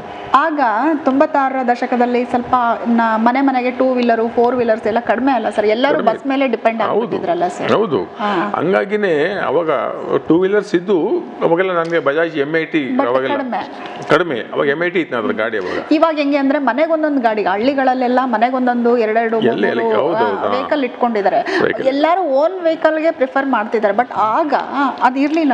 ಆಮೇಲೆ ಬಸ್ ಕೊನೆ ಟ್ರಿಪ್ ಅದು ಮತ್ತೆ ಬಸ್ಸು ಎಲ್ಲ ತುಂಬ್ಕೊಂಡ್ಬಿಡೋರು ಹೋದ್ರು. ಅವನು ಕೂಡ ಡ್ರೈವರ್ ಹೋದ, ಅಲ್ಲಿ ಏನೋ ರಸ್ತೆಯಲ್ಲಿ ಏನೋ ಒಂದು ಮೊಳೆ ಇತ್ತು ಅಂತ ಕಾಣುತ್ತೆ, ಅದಕ್ಕೆ ಟೈರ್ ಬಸ್ ಆಗಿ ಬಿದ್ದೋಗಿದೆ ಬಸ್. ಸೊ ನಾನು ಅದನ್ನು ಮೊದಲನೇ ಚಾಲೆಂಜ್ ಆಗಿ ತೊಗೊಂಡು ಅದನ್ನು ಕವರ್ ಮಾಡಿದೆ. ಸುಮಾರು 5 ದಿವಸ ನಾನು ಅದನ್ನು ಅಲ್ಲಿ ಕವರ್ ಮಾಡಿ, ಅಲ್ಲಿಂದ ಶುರುವಾಗಿದ್ದು ನಾನು ಉದಯ ನ್ಯೂಸ್ ಜರ್ನಿ. ಸುಮಾರು ಒಂದು 6 ವರ್ಷ ನಾವೇ ಕಿಂಗ್ಗಳು, ಬೇರೆ ಯಾರಿಲ್ಲ. ಟಿ ವಿ ಕ್ಷೇತ್ರದಲ್ಲಿ ನಾವೇ ಕಿಂಗ್. ಅವಾಗ ನಮ್ಮ DC ಅವರು ಕೆ ಶಿವರಾಮ್ ಅಂತ ಇದ್ದರು. ಅವರು ನಮಗೋಸ್ಕರನೇ ಒಂದು ಕಾರ್ ಕೊಟ್ಬಿಟ್ಟಿದ್ರು. ಅವ್ರು ಎಲ್ಲೆಲ್ಲಿ ಹೋಗ್ತಾರೋ ಅವರಿಂದ ನಾವು ನಮ್ಮ ಕ್ಯಾಮ್ರಾಮನ್ ಅವ್ರ ಜೊತೆ ಹೋಗಬೇಕು. ಅಂದರೆ ಅವರು ತುಂಬ ಒಳ್ಳೊಳ್ಳೆ ಕೆಲಸಗಳೆಲ್ಲ ಮಾಡಿದ್ರು ಆ ಟೈಮ್ನಲ್ಲಿ. ಅದೆಲ್ಲನೂ ನಾವು ಶೂಟ್ ಮಾಡ್ತಾ ಇದ್ವಿ, ಪ್ರತಿಯೊಂದನ್ನು ಕೂಡ ಅವ್ರಿಗೆ ಕಳಿಸ್ಕೊಡ್ತಾ ಇದ್ವಿ. ಹಂಗಾಗಿ ಪ್ರಸಾರ ಆಗ್ತಾ ಇತ್ತು, ಭಾಳ ಜನಪ್ರಿಯತೆ ಅವ್ರಿಗೂ ತಂದುಕೊಡ್ತು ಶಿವರಾಮ್ ಕೂಡ. ಹಂಗಾಗಿ ಉದಯ ನ್ಯೂಸ್ ಆ ಸಮಯದಲ್ಲಿ ಒಂದು ಉತ್ತುಂಗದ ಒಂದು ಜನಪ್ರಿಯತೆಯನ್ನು ಸಕ್ಸಸ್ ಕಂಡುಕೊಂಡ್ವಿ. ಜೊತೆ ನಗರವಾಣಿ ಅದು ಎರಡೂ ಮಾಡ್ಕೊಳ್ತಾ ಈ ಕ್ಷೇತ್ರದಲ್ಲಿ ಮುನ್ನಡೆದೆ. ಅದಾದ ನಂತರ ಒಂದು 6 ವರ್ಷ ಆದ ನಂತರ ETV ಬಂತು. ETV ಶುರು ಮಾಡಿದರು. ಸೊ ನಮಗೆ ಕಾಂಪಿಟೇಷನ್ ETV ಅಂತ ಕಾಂಪಿಟೇಷನ್ ಕೊಡದೇ ಇದ್ರೂ ಕೂಡ TV9 ಬಂತು. TV9 ಬಂದಾಗ ದೊಡ್ಡ ಕಾಂಪಿಟೇಷನ್ ಅದು ನಮಗೆ. ನಾವೇನು ಗಳಿಸಿದ್ವಲ್ಲ ಆ ಜನಪ್ರಿಯತೆ ಅದೆಲ್ಲ ನಾವು ಉಳಿಸ್ಕೋಬೇಕಂದ್ರೆ ಭಾಳ ಕಷ್ಟಪಡಬೇಕಾಯ್ತು ಅಂತ ಪ್ರಸಂಗದಲ್ಲಿ. ಯಾಕಂದರೆ ಅದು 24/7 ನಮ್ದು ಹಂಗಿದ್ದಿಲ್ಲ. ನಮ್ಮದು ನಾವು ಕೂಡ ಆಮೇಲೆ 24/7 ಮಾಡಿದ್ವಿ. ಆದರೆ ಆ TV9ಗೆ ಇರುವಂತಹ ಆ ಒಂದು ವ್ಯಾಪ್ತಿ, ಆ ರೀಚ್ ಇದೆಯಲ್ಲ, ನಾವು ಅಷ್ಟು ಮುಟ್ಟಕ್ಕಾಗಲಿಲ್ಲ ಆವಾಗ. ಆದರೂ ಉಳ್ಕೊಂಬಂದು ಈ ಫೀಲ್ಡಲ್ಲಿ 2018 ತನಕ ನಾವು ಉದಯ ನ್ಯೂಸ್ ರನ್ ಮಾಡಿದ್ವಿ. ಆನಂತರ ಭಾಳ ಬಿಡಿ 1-2 ಏಸ್ ಚಾನಲ್ ಬಂದು ನ್ಯೂಸ್, 1-2 ಅಲ್ಲ, ಸುವರ್ಣ ಬಂತು, ಪಬ್ಲಿಕ್ TV ಬಂತು, ಜನಶ್ರೀ ಬಂತು, ಸುದ್ದಿ TV ಅಂತ ಬಂತು, ಏನೇನೋ ಸಮಯ ಅಂತ ಬಂತು. ಭಾಳ ಟಿವಿಗಳು ಬಂದವು, ಭಾಳ ಟಿವಿಗಳು ಮುಚ್ಚೋದು, ಬೇರೆ ಕಾರಣಗಳಿಗೋಸ್ಕರ ಮುಚ್ಚೋದು. ಪತ್ರಿಕೆಗಳಲ್ಲಿ ಕೂಡ ಭಾಳಷ್ಟು ಸಮಸ್ಯೆಗಳು ಉಂಟಾಯಿತು. ಲೋಕಲ್ ಪತ್ರಿಕೆಗಳಿಗೆ ಎಲ್ಲ ರಾಜ್ಯ ಮಟ್ಟದ. ಒಂದು ಪ್ರಶ್ನೆ ಸರ್, ನ್ಯೂಸ್ ಚಾನಲ್ಗೂ ಮತ್ತೆ ಪತ್ರಿಕೆಗಳಿಗೂ ಏನು ಡಿಫ್ರೆನ್ಸ್ ಇದೆ ಸರ್? ಅಂದರೆ ಇದು ದೃಶ್ಯ ಮಾಧ್ಯಮ, ಇದು ಸುದ್ದಿ ಮಾಧ್ಯಮ, ಏನು ಡಿಫ್ರೆನ್ಸ್? ದೃಶ್ಯ ಮಾಧ್ಯಮ ಅಂದರೆ ಅದು ಅವಸರದ ಮಾಧ್ಯಮ. ಈಗ ಆಗಿರೋ ಘಟನೆ ಇವಾಗಲೇ ನಾವು ನಿಮಗೆ ಮುಚ್ಚಿಬಿಡ್ಬೇಕು, ಇನ್ಸ್ಟಂಟ್ ತಕ್ಷಣ ಕೊಡ್ಬೇಕು ನಿಮಗೆ. ಒಬ್ಬ ಪ್ರೇಕ್ಷಕನಿಗೆ, ಒಬ್ಬ ವೀಕ್ಷಕನಿಗೆ ಈಗ ಒಂದು ಆಕ್ಸಿಡೆಂಟ್ ಆಯ್ತು ಅಂತ ಇಟ್ಕೊಳ್ಳಿ, ಇನ್ನು ಅರ್ಧ ಗಂಟೆಗೆ ನಿಮಗೆ ನಾವು ತೋರಿಸ್ಬೇಕು. ಒಂದು ಕೊಲೆ ಆಯಿತು, ಈ ತಕ್ಷಣ ಶೂಟ್ ಮಾಡ್ಕೊಂಡು ನಾವು ಅದನ್ನು ಹಾಕ್ಬಿಟ್ರೆ ಇನ್ನು ಅರ್ಧ ಗಂಟೆ ನಿಮ್ಗೆ ಬಂದ್ಬಿಡುತ್ತೆ. ಇನ್ನೂ ಅರ್ಧ ಗಂಟೆಗಿಂತಲೂ ಫಾಸ್ಟಾಗಿ ಬರೋ ಕಾಲ ಇದು. ನಮ್ದು ಹಂಗಲ್ಲ, ನಮ್ದು ಇಡೀ ದಿನ ಕಾದ್ಕೊಂಡು ಕೂತ್ಕೊಂಡು ಆ ಸುದ್ದಿಯ ಸತ್ಯತೆಯನ್ನು ಅರ್ಥ ಮಾಡ್ಕೊಳ್ತೀವಿ. ಈ ಅವಸರದ ಮಾಧ್ಯಮದಲ್ಲಿ ಕೆಲವು ತಪ್ಪುಗಳಾಗ್ತವೆ, ಕೆಲವು ಸುಳ್ಳುಗಳು ಪ್ರಸಾರ ಆಗ್ಬಿಡ್ತವೆ. ಅದು ನಮ್ಗೆ ಹಂಗಾಗಲ್ಲ. ನಾವು ಆರಾಮ್ಸೆ ಕಾದಿದ್ಕೊಂಡು ರಾತ್ರಿ ತನಕ ವೆಯ್ಟ್ ಮಾಡಿ ಸತ್ಯ ಯಾವುದು ನಿಜ ಯಾವುದು ಅನ್ನೋದನ್ನು ಪತ್ತೆ ಹಚ್ಚಿ ಒಂದು ಒಳ್ಳೆ ರಿಪೋರ್ಟ್ ಮಾಡ್ತೀವಿ. ಬೆಳಿಗ್ಗೆ ಓದುವರಿಗೆ ಒಂದು ಫುಲ್ ಪಿಕ್ಚರ್ ಸಿಗುತ್ತೆ. ಆದರೆ TV ಹಂಗಿಲ್ಲ, ಅದು ಅರೆಬರೆ ಸತ್ಯ. ಆ ಟೈಮಿಗೆ ಏನು ಬೇಕೋ ಅದನ್ನ ಅವರು ಹೇಳಿಬಿಡ್ತಾರೆ. ಹಂಗಾಗಿ ಈಗ ಬೆಳಿಗ್ಗೆ ಬೆಂಗಳೂರಲ್ಲಿ ಮುಖ್ಯಮಂತ್ರಿಗಳು ಬಿಜಾಪುರಕ್ಕೆ ಹೋಗ್ಬೇಕು ಅಂತ ಇರುತ್ತೆ. ಬೆಂಗಳೂರಲ್ಲಿ ಫಸ್ಟು ಅವರು TV ಹೋಗಿ ಅವ್ರು ಇಂಟರ್ವ್ಯೂ ಮಾಡ್ತಾರೆ. ಯಾವುದೋ ಒಂದು ಡಿಸ್ಪ್ಯೂಟೆಡ್ ಅವ್ರು ಮಾಹಿತಿ ಕೊಡ್ತಾರೆ ಇಟ್ಕೊಳ್ಳಿ, ಅದು ಪ್ರಸಾರ ಆಗಿಬಿಡುತ್ತೆ. ಅವರು ಇಲ್ಲಿ ಬರ್ತಾರೆ, ಅವರು ಸಿದ್ದರಾಮಯ್ಯನವರು ಹರಿಹರದಲ್ಲಿ ಅವರ ಫ್ಲೈಟಿಗೆ ಪೆಟ್ರೋಲ್ ತುಂಬಿಸ್ಕೊಳ್ಳೋಕ್ಕಂತ ಅಲ್ಲಿ ನಿಲ್ಲಿಸ್ತಾರೆ. ನಾವೆಲ್ಲ ಅಲ್ಲಿ ಹೋಗ್ತೀವಿ. ಸರ್ ನೀವು ಆ ರೀತಿ ಹೇಳಿದ್ರಂತೆ, ಇವರು ಈ ರೀತಿ ಅದು ಕಮೆಂಟ್ ಮಾಡಿದ್ದಾರೆ, ಅದಕ್ಕೆ ಮತ್ತೆ ಉತ್ತರ ಕೊಡ್ತೀರಾ? ಮತ್ತೆ ಇಲ್ಲಿ ಕೇಳ್ತೀವಿ, ಅದಕ್ಕೆ ಮತ್ತೆ ಉತ್ತರ ಕೊಡ್ತಾರೆ. ಅಲ್ಲಿಂದ ಮತ್ತೆ ಅವ್ರು ಬಿಜಾಪುರಕ್ಕೆ ಹೋಗ್ತಾರೆ, ಅಲ್ಲಿ TV ಕೇಳ್ತಾರೆ, ಮತ್ತೆ ಆಪೋಸಿಷನ್ ಪಾರ್ಟಿಯವ್ರು ನಾವು ಕೇಳ್ತೀವಿ. ಸೊ ಕೇಳಿ ಕ್ರಾಸ್ ಚೆಕ್ ಮಾಡೋದು, ಕೇಳೋದು, ಪ್ರಶ್ನೆಗೆ ಉತ್ತರ ಕೇಳಿ ಅದು ಒಂದು ಫೈನಲ್ ಹಂತಕ್ಕೆ ಬರೋದ್ರೊಳಗೆ ರಾತ್ರಿ 9 ಗಂಟೆ 10 ಗಂಟೆಗೆ ಆಗ್ತಾರೆ TV ಒಂದು ಕನ್ಕ್ಲೂಷನ್. ನಾವೇನು ಮಾಡ್ತೀವಿ, ಅವೆಲ್ಲವನ್ನು ಒಟ್ಟು ಸೇರಿಸಿ ಒಂದು ವರದಿ ಮಾಡ್ತೀವಿ. ಫೈನಲಿ ಏನು ಮ್ಯಾಟರ್ ಇದೆ ಅದು ಬರುತ್ತೆ, ಎಲ್ಲವನ್ನು ಸೇರಿಸಿ ಮಾಡ್ತೀವಿ. ಸೊ ಪತ್ರಿಕೆಗಳು ಬಂದರೆ ಎಲ್ಲ ಜನಕ್ಕೆ ಸತ್ಯ ಗೊತ್ತಾಗುತ್ತೆ. ತುಂಬ ಚೆನ್ನಾಗಿ ಹೇಳಿದ್ರಿ ಸರ್ ಈ ಪಾಯಿಂಟ್ ಅಲ್ವಾ? ಸೊ ಹಂಗಾಗಿ ಅದು ಅವಸರದ ಮಾಧ್ಯಮ. ನಮ್ದು ಹಂಗಲ್ಲ, ನಾವು ತಾಳ್ಮೆಯಿಂದ ಜನಕ್ಕೆ ಸತ್ಯವನ್ನು ಕೊಡ್ತಕ್ಕಂಥದ್ದು, ಅವ್ರಿಗೆ ಕರೆಕ್ಟಾಗಿ ನಿಖರವಾದ ಸುದ್ದಿ ಕೊಡ್ತಕ್ಕಂಥದ್ದು ಪತ್ರಿಕೆಗಳ ಕೆಲಸ. ಹಂಗಾಗಿ ಟಿ ವಿಗಳು ಬಂದಾಗ ಪತ್ರಿಕೆಗಳೆಲ್ಲ ಮುಚ್ಚೋಗ್ಬಿಡ್ತವೆ ಅಂತೇಳಿ ಒಂದು ಆಪಾದನೆ ಇತ್ತು. ಈಗ ಈ ಆಕಾಶವಾಣಿ ಮೊದಲೆಲ್ಲ ನಾವೆಲ್ಲ ಆಕಾಶವಾಣಿಯಲ್ಲಿ ನಾವು ಟಿ ವಿ ಇಟ್ಕೊಂಡು ರೇಡಿಯೋ ಇಟ್ಕೊಂಡು ನಾವು ರೇಡಿಯೋ ಕೇಳ್ತಾ ಇದ್ವಿ. ನಾವು ಟಿ ವಿಗಳು ಬಂದಮೇಲೆ ರೇಡಿಯೋಗಳ ಕಡೆ ಹೋಯ್ತು ಅಂತೇಳಿ ಆಲ್ಮೋಸ್ಟ್ ಓದಂಗೆ ಬಿಡಿ, ಈಗಂತೂ ಇಲ್ಲ ಅದು. ಹಾಗೆ ನ್ಯೂಸ್ ಚಾನಲ್ಗಳು ಬಂದಾಗ ಪತ್ರಿಕೆಗಳ ಕತೆ ಮುಗೀತು ಅಂತ ಅಂದ್ಕೊಂಡಿದ್ರು. ಓಕೆ, ಒಂದಷ್ಟು ವರ್ಗ ಇದೆ ಸರ್. ನೀವು ಹೇಳಿದ್ದಕ್ಕೆ ನನಗೆ ಇದು ನೆನಪಾಯಿತು. ಏನೇನು ಇಡೀ ದಿನ ನ್ಯೂಸಲ್ಲಿ ನೋಡಿದ್ರು, ಟಿ ವಿನಲ್ಲಿ ನೋಡಿದ್ರು ಕೂಡ ಕೊನೆಗೆ ಒಂದು ಕನ್ಕ್ಲೂಷನಿಗೆ ಬರೋದು ಒಂದು ವರ್ಗ ಇದೆ. ಬೆಳಗ್ಗೆ ಹೌದಾ ಇವತ್ತೆಲ್ಲ ನಾನು ನ್ಯೂಸ್ ಕೇಳಿದನ, ನಾಳೆನೂ ಇದೇ ನ್ಯೂಸು ಪೇಪರಲ್ಲಿ ಬಂತು ಅಂದರೆ, ನ್ಯೂಸ್ ಪೇಪರಲ್ಲಿ ಬಂತು ಅಂದರೆ ಫೈನಲಿ ಅದು ಕರೆಕ್ಟ್ ಅಂತ ಹೇಳ್ಬಿಟ್ಟು ಅಂತ ನ್ಯೂಸ್ ಪೇಪರಲ್ಲೇ ಕನ್ಕ್ಲೂಷನ್ ಕಾಣೋ ಅಂತ ಒಂದಷ್ಟು ವರ್ಗ ಇವಾಗಲೂ ಇದೆ ಸರ್. ಈಗ ಅದು ಕಾರಣ ಏನಂದರೆ ಫೇಕ್ ನ್ಯೂಸ್ಗಳು ಬರ್ತವೆ. ಈಗ ಚೆಕ್ ಮಾಡೋಕ್ಕೆ ಟೈಮ್ ಇರೋಲ್ಲ. ಹೌದು. ಈಗ ಯಾವುದೋ ಒಂದು ಏನೋ ಒಂದು ಆಗಿದೆ, ಈಗ ಕುಂಭಮೇಳದಲ್ಲಿ ಯಾರೋ ಸತ್ತರು ನಿಂತ್ಕೊಳ್ಳಿ, ಅಲ್ಲಿ ಯಾರೋ ಒಂದು ಸುದ್ದಿ ಬಿಟ್ಬಿಡ್ತಾರೆ, ಅಲ್ಲಿ ಸತ್ತಿರೋ ಸಂಖ್ಯೆ 30, 300, 3,000 ಗೊತ್ತಿಲ್ಲ. ಆದರೆ ಒಂದು ಸುದ್ದಿ ಬಂದ್ಬಿಡ್ತದೆ ಅದರಲ್ಲಿ, ಸೋಷಿಯಲ್ ಮೀಡಿಯಲ್ಲಿ ಬಂದ್ಬಿಡ್ತದೆ, ಅದನ್ನು ನಂಬಕ್ಕಾಗಲ್ಲ ಅದನ್ನು. ಸೊ ಅದನ್ನು ಏನು ಮಾಡ್ತಾರೆ, ಅದನ್ನು ಚೆಕ್ ಮಾಡೋಕ್ಕೆ ಟೈಮ್ ಇರೋಲ್ಲ. ಅದಕ್ಕೆ ನಾವೇನು ಮಾಡ್ತೀವಿ ಅಂದರೆ ದಿನಪತ್ರಿಕೆಗಳಿಗೆ ಟೈಮ್ ಇರುತ್ತೆ. ಈಗ ನೋಡಿ ಕೆಲವು ದಿನಪತ್ರಿಕೆಗಳಲ್ಲಿ ಫ್ಯಾಕ್ಟ್ ಚೆಕ್ ಅಂತಲೇ ಒಂದು ಕಾಲಮ್ ಇಟ್ಟಿದ್ದಾರೆ. ಯಾರೋ ಒಬ್ಬರು ಬೇರೆ ಯಾವುದೋ ಒಂದು ಡ್ರೆಸ್ ಹಾಕ್ಕೊಂಡು ಎಲ್ಲೋ ಪಬ್ಬಲ್ಲಿದ್ದರು, ಎಲ್ಲೋ ಬಾರಲ್ಲಿದ್ದರು, ಹಿಂಗೇನೆ ಒಂದು ಫೋಟೋ ಪಿಕ್ಚರ್ ಹಾಕ್ಬಿಡ್ತಾರೆ. ಆದರೆ ಅದಲ್ಲ, ಅದು ಫ್ಯಾಕ್ಟ್ ಚೆಕ್ಕಲ್ಲಿ ಹೋದರೆ ಅದು ಬೇರೆಯೇ ಅದನ್ನು ಮಿಕ್ಸ್ ಮಾಡಿ ಹಾಕಿದ್ದಾರೆ.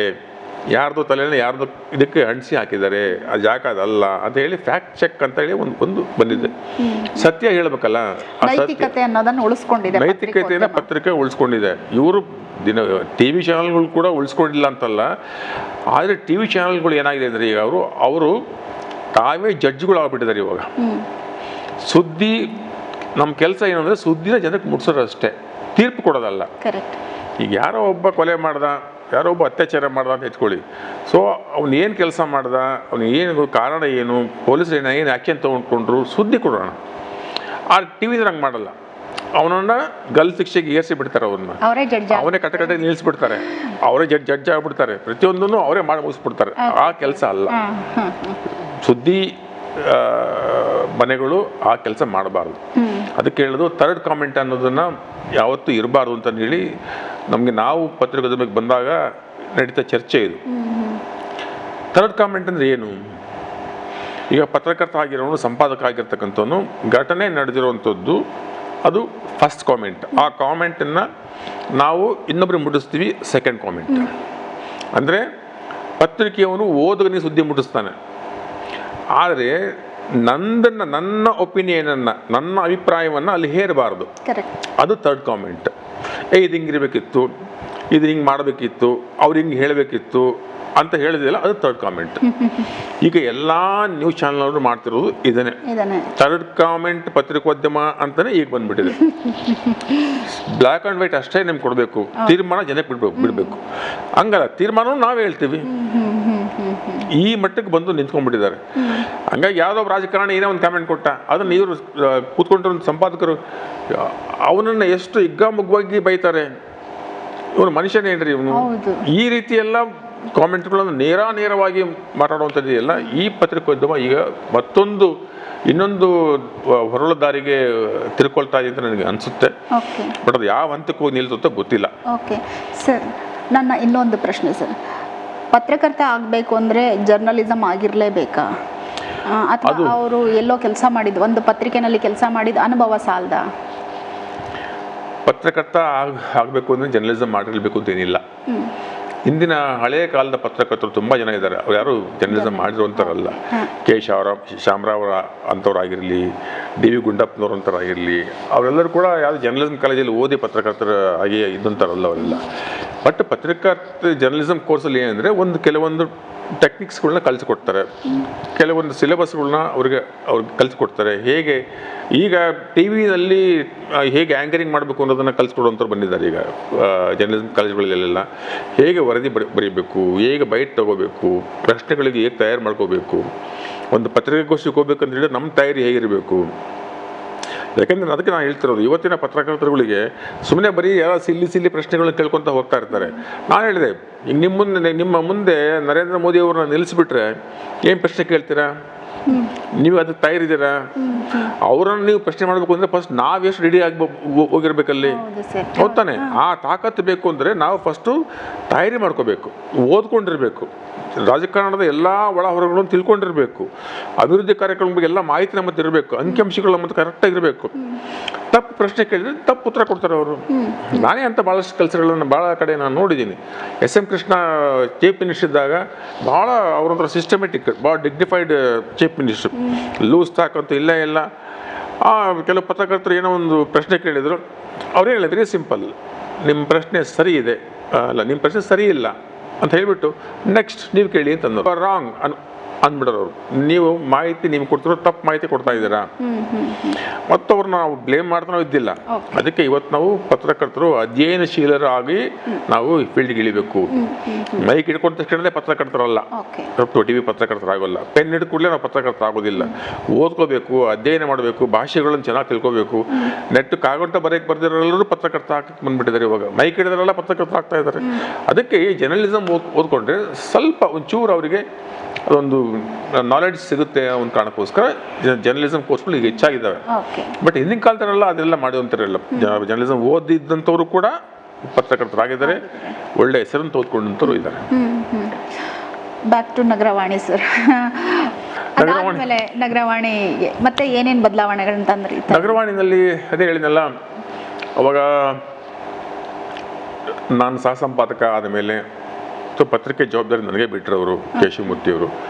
ಅವ್ರು ಮುಂಚಿದೂ ಅವರೇನು ಇನ್ನೂ ಯಾರೋ ಒಬ್ಬರ ಮೇಲೆ ಬಿಟ್ಟು ಅವರು ಮಾಲೀಕರಷ್ಟೇ, ಸಂಪಾದಕರ ಹೆಸರಿಗೋಸ್ಕರ ಅಷ್ಟೇ ನಾವೇ ಪತ್ರಿಕೆ ನಡೆಸ್ಕೊಂಡು ಹೋಗ್ತಾ ಇದ್ವಿ. ನನಗೆ ಉದಯ ಟಿವಿ ಮತ್ತು ನಗರವಾಣಿ ಎರಡೂ ನನಗೆ ಸೈಮಲ್ಟೇನಿಯಸ್ಲಿ ನಡೆಸ್ಕೊಂಡು ಹೋಗ್ಲಿಕ್ಕೆ ಅನುಕೂಲ ಆಯಿತು. ಎರಡರಲ್ಲೂ ಕೆಲಸ ಮಾಡ್ತಾ ಇದ್ದೆ. ಜೊತೆಗೆ 98ರಲ್ಲಿ ಉದಯ ಟಿವಿ ಸೇರಿಕೊಂಡವನು. ನಗರವಾಣಿ 96ರಲ್ಲಿ ಆಫ್ಸೆಟ್ ಆಯಿತು. ಆಮೇಲೆ 2005ರಲ್ಲಿ 2015ರಲ್ಲಿ ಅಂತ ಕಾಣುತ್ತೆ, 15ರಲ್ಲಿ ನಾವು ಕಲರ್ ಪ್ರಿಂಟಿಂಗ್ ಮಿಷನ್ ಹಾಕಿದ್ವಿ. ಆವಾಗ ಇಲ್ಲಿ PJ ಬಡಾವಣೆಯಿಂದ ನಾವು ಶಾಂತಿ ಪಾರ್ಕ್ ಅಲ್ಲಿಗೆ ನಾವು ಶಿಫ್ಟ್ ಮಾಡಿದ್ವಿ ನಗರವಾಣಿ ಆಫೀಸನ್ನು. ಕಲರ್ ಪ್ರಿಂಟಿಂಗ್ ಶುರುವಾಯಿತು. 4-5 ಜಿಲ್ಲೆಗಳಲ್ಲಿ ಪತ್ರಿಕೆ ಹೋಗಿ ಶುರುವಾಯಿತು.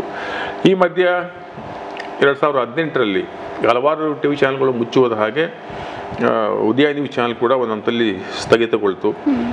ಹಂಗಾಗಿ ಮತ್ತೆ ನಾನು ಫುಲ್ ಟೈಮ್ ನಗರವಾಣಿ ಕೆಲಸಕ್ಕೆ ಅಂಟ್ಕೊಂಡೆ. ಅದ್ರ ಜೊತೆಗೆ ನಾನು ನನ್ನ ಔಟ್ಲೆಟ್ಟಾಗಿ ಈ ಸಾಹಿತ್ಯದ ಬರವಣಿಗೆಯನ್ನು ಇಟ್ಕೊಂಡಿದ್ದೇನೆ. ನಾವು ಒಬ್ಬ ಪತ್ರಕರ್ತ ಆಗಿರೋನಿಗೆ ಎಲ್ಲ ವಿಷಯಗಳಲ್ಲೂ ಗೊತ್ತಿರಬೇಕು ಅಂತ ಜನ ಬಯಸ್ತಾರೆ. ಈ ಫೀಲ್ಡ್ ಇರೋದು ಹಾಗೇನೆ. ಒಬ್ಬ ಪತ್ರಕರ್ತನಿಗೆ ಮೆಡಿಕಲ್ ಸೈನ್ಸ್ ಬಗ್ಗೆ ಗೊತ್ತಿರಬೇಕು. ಈಗ ಪೋಸ್ಟ್ ಮಾರ್ಟಮ್ ಅಂದರೆ ಏನಂತ ಗೊತ್ತಿರಬೇಕು, ಗೊತ್ತಿಲ್ಲದಿದ್ರೆ ಕಷ್ಟ. ಆಮೇಲೆ ಇಂಜಿನಿಯರಿಂಗ್ ಟೆಕ್ನಿಕ್ಸ್ಗಳು ಗೊತ್ತಿರಬೇಕು. ಆರ್ಟಿಫಿಷಿಯಲ್ ಇಂಟೆಲಿಜೆನ್ಸ್ ಅಂದರೆ ಏನು ಗೊತ್ತಿರಬೇಕು. ಯಾಕೆಂದರೆ ನಾವು ಬರೆಯುವಾಗ ಅದರ ನಾಲೆಡ್ಜ್ ಇಲ್ಲದೆ ಇದ್ದರೆ ನಾವು ತಪ್ಪು ವರದಿಗಳನ್ನ ಮಾಡ್ತೀವಿ. ಆಮೇಲೆ ಧಾರ್ಮಿಕ ವರದಿಗಳನ್ನು ಬಗ್ಗೆ ಬರೆಯೋಕ್ಕೆ ಹೋಗ್ತೀವಿ, ನಾವು ಕ್ರೈಮ್ಗಳನ್ನು ಬರಿತೀವಿ. ಈಗಂತೂ ಪ್ರತಿಯೊಂದು ರಾಜ್ಯ ಮಟ್ಟ ಪತ್ರಿಕೆಗಳಲ್ಲಿ ಕ್ರೈಮ್ ಬೀಟ್ ಮಾಡೋರೇ ಬೇರೆ, ಆಮೇಲೆ ಸ್ಪೋರ್ಟ್ಸ್ ನೋಡ್ಕೊಳ್ಳುವಂಥವ್ರೇ ಬೇರೆ, ರಾಜಕೀಯ ನೋಡ್ಕೊಳ್ಳುವಂಥವ್ರು ಬೇರೆ, ಎಲ್ಲ ಒಂದೊಂದು ಡಿಫ್ರೆಂಟ್ ಕ್ಷೇತ್ರಗಳನ್ನ ಅವ್ರನ್ನ ಹಂಚಿಬಿಟ್ಟಿರ್ತಾರೆ. ಬಟ್ ಲೋಕಲ್ ಪತ್ರಿಕೆಗಳಲ್ಲಿ ಎಲ್ಲರೂ ಒಬ್ಬರೇ ಮಾಡಬೇಕು, ಎಲ್ಲ ಕೆಲಸಗಳನ್ನ ಒಬ್ಬರೇ ಮಾಡಬೇಕು. ಕ್ರೈಮ್ ಅಂದ್ರೂ ಅವನೇ ಹೋಗ್ಬೇಕು, ಪಾಲಿಟಿಕ್ಸ್ಗೂ ಅವನೇ ಹೋಗ್ಬೇಕು, ಸ್ಪೋರ್ಟ್ಸ್ಗೂ ಅವನೇ ಹೋಗ್ಬೇಕು. ಈಗ ಯಾವುದೋ ಒಂದು ಆಟದ ನಿಯಮಗಳು ನಮ್ಗೆ ಗೊತ್ತಿರೋದಿಲ್ಲ. ಕಬಡ್ಡಿನಲ್ಲಿ 8 ಜನ ಆಟ ಆಡ್ತಾರೆ ನನಗೆ ಗೊತ್ತಿರಲ್ಲ.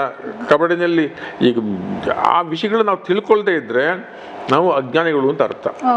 ಹಂಗಾಗಿ ಒಬ್ಬ ಪತ್ರಕರ್ತ ಅಂದರೆ ಅವನು ಎಲ್ಲವನ್ನೂ ತಿಳ್ಕೊಂಡಿರ್ತಕ್ಕಂಥವನು, ಎಲ್ಲವೂ ಅವನಿಗೆ ಗೊತ್ತಿರುತ್ತೆ ಅಂತ ಜನ ನಮ್ಮನ್ನು ಬಯಸ್ತಾರೆ. ಸೊ ನಾವು ಹಂಗಿರಬೇಕು ಅಂತ ಹೇಳಿದರೆ ನಾವು ಅಧ್ಯಯನ ಮಾಡಬೇಕು, ತಿಳ್ಕೋಬೇಕು, ಓದಬೇಕು. ಬಟ್ ಇವತ್ತಿನ ಪತ್ರಕರ್ತರಲ್ಲಿ ಓದುವಂತಹ ಅಧ್ಯಯನಶೀಲತೆ ಖಂಡಿತ ಇಲ್ಲ. ಅವ್ರಿಗೇನಪ್ಪ ಅಂದರೆ ಇಮ್ಮಿಡಿಯೇಟಾಗಿ ಅವರು ಈ ಫೀಲ್ಡಿಗೆ ಬರಬೇಕು, ಹೆಸರು ಗಳಿಸ್ಬೇಕು, ದುಡ್ಡು ಮಾಡಬೇಕು, ಆ ಮಟ್ಟಕ್ಕೆ ಬಂದು ನಿಂತಿದೆ. ಸರ್, ನಿಮ್ಮ ಈ ಪತ್ರಿಕೋದ್ಯಮದಲ್ಲಿ ಯಾವುದು ಅಂದರೆ ಇರುತ್ತಲ್ಲ ಸರ್, ನಮ್ಮ ಲೈಫ್ಗಳಲ್ಲಿ ತುಂಬ ಟಫೆಸ್ಟ್ ಡೇ ಅಂತ ಹೇಳಿ ಇರುತ್ತಲ್ಲ ಸರ್, ಆ ರೀತಿ ಯಾವುದಾದ್ರೂ ಇದೆನಾ ಸರ್? ಅದನ್ನು ನೀವು ದಾಟ್ಕೊಂಡು ಬಂದಿದ್ದೀರ, ತುಂಬ ಟಫೆಸ್ಟ್ ಕಠಿಣವಾಗಿತ್ತು, ಇಲ್ಲ ಈ ಸುದ್ದಿ ವರದಿ ಮಾಡಬೇಡ, ಆ ಥರದ್ದು ಏನಾದರೂ ಪ್ರೆಷರ್ ಆಗಿರೋದು? ಈ ಟಿ ವಿನಲ್ಲೆಲ್ಲ ಬರುತ್ತಲ್ಲ, ಪತ್ರಕರ್ತರು ಒಂದಷ್ಟು ನೋಡಿದ್ದೀನಿ, ಈ ಸುದ್ದಿ ನೀನು ಪ್ರಚಾರ ಮಾಡೋಂಗಿಲ್ಲ, ಆ ಥರದ್ದು ಸ್ವಲ್ಪ ಲೋಕಲಲ್ಲಿ ಇರೋರು ಗುರುತಿಸ್ಕೊಂಡು ಸ್ಥಳೀಯ ಪತ್ರಿಕೆಗಳಲ್ಲಿ ಸ್ಥಳೀಯ ಘಟನೆಗಳು ತುಂಬ. ಯಾಕಂದ್ರೆ ದಿನ ಬೆಳಗಾದ್ರೆ ನಾವು ಅವ್ರ ಮುಖ ನೋಡ್ತಾ ಇರ್ತೀವಿ, ಗೊತ್ತಿರುವಂಥ ರಾಜಕಾರಣಿಗಳು ಇರ್ತಾರೆ, ಅವೆಲ್ಲ ನಮಗೆ ಈ ಥರದ ಭಾಳಷ್ಟು ಘಟನೆಗಳು ನಮಗೆ ಎದುರಾಗಿದ್ದು ಉಂಟು. ಆದರೆ ಅದನ್ನು ಕವರ್ ಮಾಡದೇ ಇದ್ದರೆ ನಮ್ಮ ಆತ್ಮವಂಚನೆ ಮಾಡ್ಕೊಳ್ತೀವಿ ಅನ್ನೋ ಮಟ್ಟಕ್ಕೆ ಆಗೋದ್ರಿಂದ, ಅದರಲ್ಲೂ ದಾವಣಗೆರೆಯಲ್ಲಿ ರಾಜಕಾರಣಿಗಳು ಈಗ ಈ ಕಡೆ ಒಂದು ಕಾಲ ಜನತಾ ದಳ ಇತ್ತು, ಕಾಂಗ್ರೆಸ್ ಇತ್ತು, BJP ಬಂತು, ಕಾಂಗ್ರೆಸ್ ಬಂತು. ಈಗ BJPನವ್ರನ್ನ ನಾನು ಹೆಚ್ಚು ಪತ್ರಿಕೆಗಳಲ್ಲಿ ಜಾಸ್ತಿ ಬರೆದ್ರೆ ಕಾಂಗ್ರೆಸ್ ಅವರು ಸಿಟ್ಟು, ಇವ್ರನ್ನ ಬರೆದ್ರೆ ಅವ್ರಿಗೆ ಸಿಟ್ಟು. ಸೊ ಇಬ್ಬರ ನಡುವೆ ಈಗ ಒಂದು ಪಕ್ಷ ಇಬ್ಬರಲ್ಲಿ ಏನಾದರೂ ತಪ್ಪುಗಳು ನಡೆದಿದ್ರೆ ಅವ್ರ ಕ್ರೈಮ್ನ ನಾನು ಎತ್ತಿ ಬರೆದ್ರೆ BJP ಖುಷಿ ಆಗ್ಬೋದು, BJPನವ್ರ ಕ್ರೈಮ್ಗಳನ್ನ ಎತ್ತಿ ಬರೆದ್ರೆ ಕಾಂಗ್ರೆಸ್ ಖುಷಿ ಆಗ್ಬೋದು. ಆದ್ರೆ ಅವ್ರವ್ರಿಗೆ ಏನಾಗುತ್ತೆ, ಸಿಟ್ಟು ಬರುತ್ತೆ. ನಂದಷ್ಟೇ ಬರೀತಿಯಲ್ಲಪ್ಪ, ಅವ್ರದ್ದು ಬರೀ, ಅವ್ರೇನು ಮಾಡಿಲ್ವಾ, ಅವ್ರು ಆ ತಪ್ಪು ಮಾಡಿಲ್ವಾ, ಈ ತಪ್ಪು ಮಾಡಿಲ್ವಾ, ಅವ್ರದ್ದು ಬರೀ. ಸೊ ಈ ರೀತಿ ನಾವು ತಕ್ಷಣಕ್ಕೆ ಕೈ ಸಿಗ್ತೀವಿ ನಾವು ಅವ್ರಿಗೆ. ಬೆಂಗಳೂರಲ್ಲಿ ಕುತ್ಕೊಂಡು ನಾವು ವರದಿ ಮಾಡೋದು ಬೇರೆ, ಅಲ್ಲಿ ಕುತ್ಕೊಂಡು ನಾವು ಏನು ಬೇಕೋ ವರದಿ ಮಾಡೋದು ನಾವು ಕೈ ಸಿಗಲ್ಲ. ಇಲ್ಲಿ ದಿನ ಬೆಳಿಗ್ಗೆ ನಮ್ಮ ಮುಖ ನೋಡ್ತಾರಲ್ಲ ಅವರು, ಹಂಗಾಗಿ ಅವ್ರು ಏನೋ ಒಂದು ತಪ್ಪು ಮಾಡಿದ್ರು ಹಾಕ್ಬಿಡ್ತೀವಿ. ಏನಪ್ಪ ನನ್ನ ಮಾತ್ರ ಹಾಕ್ತೀಯ, ಅವ್ರೇನು ಮಾಡಿಲ್ಲ, ತಪ್ಪು ಮಾಡಿಲ್ವಾ, ಅವ್ರದ್ದು ಹಾಕು ಅಂತ. ಈಗ ಹಲವಾರು ಘಟನೆಗಳಲ್ಲಿ ನಮಗೆ ಆ ರೀತಿ ಹಾಕಬಾರ್ದು, ಪತ್ರಿಕೆಗಳು ಪ್ರಕಟ ಮಾಡಬಾರ್ದು ಅಂತ ಪ್ರಚಾರ ಬಂದಿದ್ದು ನಿಜ.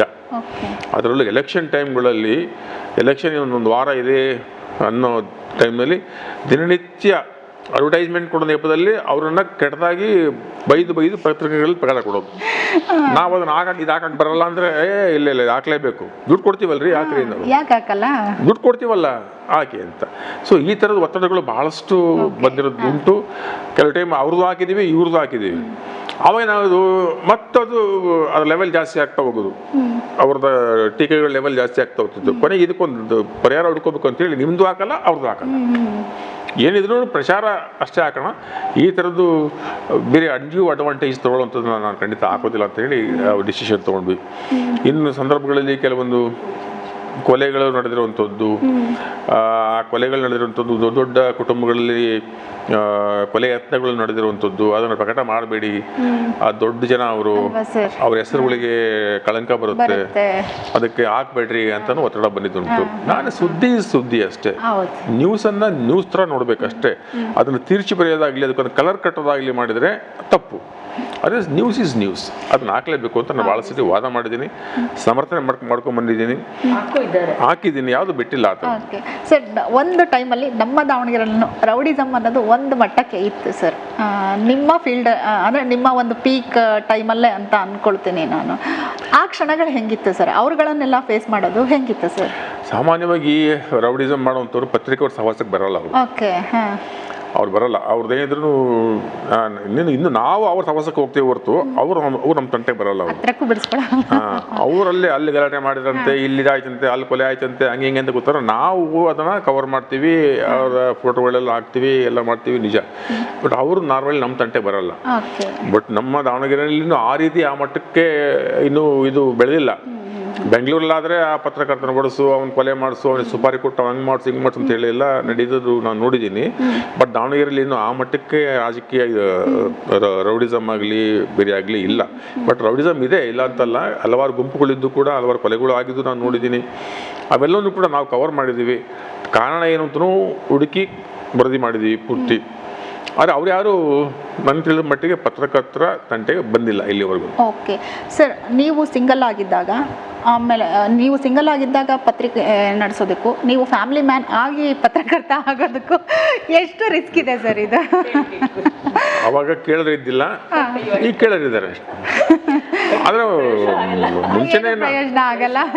ಮುಂಚೆನೇ ಹೇಳ್ಬಿಟ್ಟಿದ್ವಿ ನಾವು, ಯಾಕಂದ್ರೆ ನನ್ನ ಫೀಲ್ಡ್ ನೋಡೋ ಹಿಂಗಿದೆ, ನನ್ನ ಫೀಲ್ಡ್ ಹಿಂಗಿದೆ, ರಾತ್ರಿ ಎಲ್ಲ ಇರುತ್ತೆ. ಅದರಲ್ಲೂ ಉದಯ ಟಿವಿನಲ್ಲಿ ಇದ್ದಾಗಂತೂ ಅರ್ಧ ಹೊತ್ನಾಗೆ ಅಲ್ಲೆಲ್ಲೋ ಒಂದು ಆಕ್ಸಿಡೆಂಟ್ ಆಯಿತು ಅಂದರೆ ನಾವು ಕ್ಯಾಮರಾ ತಗೊಂಡು ಓಡೋಗ್ಬೇಕು. ಯಾಕಂದ್ರೆ ಇಡೀ ಜಿಲ್ಲೆ ನಮಗೆ ಬರ್ತಿತ್ತು ಅಲ್ವಾ, ವ್ಯಾಪ್ತಿ ನ್ಯಾಮ್ತಿ ನಮಗೆ ಬರ್ತಾ ಇತ್ತು. ನ್ಯಾಮ್ತಿ ಅಂದರೆ ಹತ್ತತ್ರ ಶಿವಮೊಗ್ಗ ಜಿಲ್ಲೆ ಬಾರ್ಡ್ರ್ ಅದು. ಅಲ್ಲೆಲ್ಲ ಒಂದು ಲಾರಿ ಬಿತ್ತು, ಮೂದಿನ ಸತ್ರು ಅಂದರೆ ಇಲ್ಲಿಂದ ನಾನು ಅರ್ಧ ಹೊತ್ತಲ್ಲಿ ಬೈಕ್ ತೊಗೊಂಡು ಹೋಗ್ಬೇಕು, ಇಲ್ಲಿಂದ ವಿತ್ ನಮ್ಮ ಕ್ಯಾಮ್ರಾಮನ್ ಕರ್ಕೊಂಡು ಹೋಗ್ಬೇಕು. ನಾವು ಹೋಗೋದ್ರಲ್ಲಿ ಡೆಡ್ ಬಾಡಿಗಳೆಲ್ಲ ತೆಗೆದಾಕ್ಬಿಟ್ಟಿದ್ರು. ಆವಾಗ ಆ ಡೆಡ್ ಬಾಡಿಗಳನ್ನ ಹುಡ್ಕೊಂಡು ಆಸ್ಪತ್ರೆಗೆ ಹೋಗಿ ಅಲ್ಲಿ PM ಸೆಂಟ್ರಲ್ಲಿ ನೋಡಿ ಆ ಬಾಡಿಗಳನ್ನ ತಕ್ಕೊಂಡು, ಆಮೇಲೆ ಲಾರಿಗಳು ಫೋಟೋ ತಕ್ಕೊಂಡು ಅಲ್ಲಿಂದ ಮತ್ತೆ ವಾಪಸ್ ಬಂದು ದೊಡ್ಡ ಕತೆಗಳು. ಯಾಕಂದರೆ ಅವಾಗ ನಿದ್ದೆ ಅನ್ನೋದಂತೂ 24 ಗಂಟೆ ಇಂಟು 7. ಆಮೇಲೆ ದಿನಪತ್ರಿಕೆಗಳು ನನಗೆ ಮಾಡಿದ ಕೆಲಸ ರೂಢಿ ಇತ್ತಲ್ಲ, ರಾತ್ರಿ 1 ಗಂಟೆ 1:15 ತನಕ ಇರ್ತಿತ್ತು. ಇವ್ರಿಗೆ ಹೇಳ್ತಾ ಇದ್ದೆ ನಾನು, ನನ್ನ ಪತ್ರಿಕೆ ಕೆಲಸ ಹಿಂಗೆ ಇರೋದು ಅಂತ ಹೇಳಿ ಅಂತ. ನಿಮ್ಮನ್ನ ನಾನು ಕೇಳಲೇಬೇಕು, ಯಾಕಂದ್ರೆ ಇದನ್ನೆಲ್ಲ ನೀವು ಸಹಿಸ್ಕೊಂಡು ಮನೇಲಿ ನೀವು ಕಾಮ್ ಆಗಿದ್ರಿ ಅಂದರೆ ಸರ್ ಅಲ್ಲಿ ನೆಮ್ಮದಿಯಾಗಿ ವರ್ಕ್ ಮಾಡಲಿಕ್ಕೆ ಸಾಧ್ಯ. ನೀವು ಹೆಂಗೆ ಇದನ್ನೆಲ್ಲ ಮ್ಯಾನೇಜ್ ಮಾಡ್ತಾ ಇದ್ರಿ ಮ್ಯಾಮ್? ಕೆಲವು ಟೈಮು ಅಲ್ಲ ಅವ್ರು ನೋಡ್ತಾ ಇದ್ದಿದ್ದಲ್ಲ ಎಲ್ಲ ಗೊತ್ತೇ ಆಗಿರುತ್ತೆ. ಮತ್ತು ಮದುವೆ ಮುಂಚೆ ಹೇಳ್ಬಿಟ್ಟಿದ್ರು, ನೋಡೋಣಮ್ಮ ನನಗೆ ಪೇಪರ್, ನಂಗೆ ಆ್ಯಕ್ಚುಲಿ ಗೊತ್ತಿರಲಿಲ್ಲ ಪೇಪರ್ ಫೀಲ್ಡ್ ಅಂದರೆ ಇಷ್ಟು ವರ್ಕ್ ಇರುತ್ತೆ ಅಂತ ನಂಗೆ ಗೊತ್ತಿರಲಿಲ್ಲ ಮುಂಚೆ. ಅವ್ರು ಹೇಳ್ದಾಗ ಏನು ಅಲ್ಲಿ ಆಫೀಸಲ್ಲಿ ವರ್ಕ್ ಮಾಡ್ತಾರೆ, ಆಮೇಲೆ ಒಂಚೂರು ಟೈಮ್ ಲೇಟ್ ಆಗ್ಬೋದೇನೋ ಅಷ್ಟೇ. ಅದರಿಂದ ಹಿಡಿದು ಎಲ್ಲದನ್ನೂ ಇವ್ರು, ಮತ್ತು ಇದೊಂದೇ ಅಲ್ಲ ಫೀಲ್ಡ್ ಅವ್ರದ್ದು, ಅವ್ರ ಸಾಹಿತ್ಯದಲ್ಲೂ ಇರೋದ್ರಿಂದ ಅವ್ರ ಟೈಮ್ ಅದು ಮುಗಿದ್ರು ಕೂಡ ಇವ್ರದ್ದು ಇದನ್ನು ಬಿಡೋಲ್ಲ. ಸೊ ಬರೆಯೋದ್ರೆಲ್ಲ ಆರ್ಟಿಕಲ್ಸು ಅದರಲ್ಲೇ ಭಾಳ ಇನ್ವಾಲ್ವ್. ಆ ಟೈಮಲ್ಲಿ ಇದು ಅಪ್ಪ ಅಮ್ಮನ ಜವಾಬ್ದಾರಿ, ಅತ್ತೆ ಮಾವಂದು ಜವಾಬ್ದಾರಿ, ನನಗೆ ಮಕ್ಕಳು ಇನ್ನೇನೆಲ್ಲ ಎಲ್ಲ ನಿಭಾಯಿಸಿದ್ದೀನಿ ನಾನು.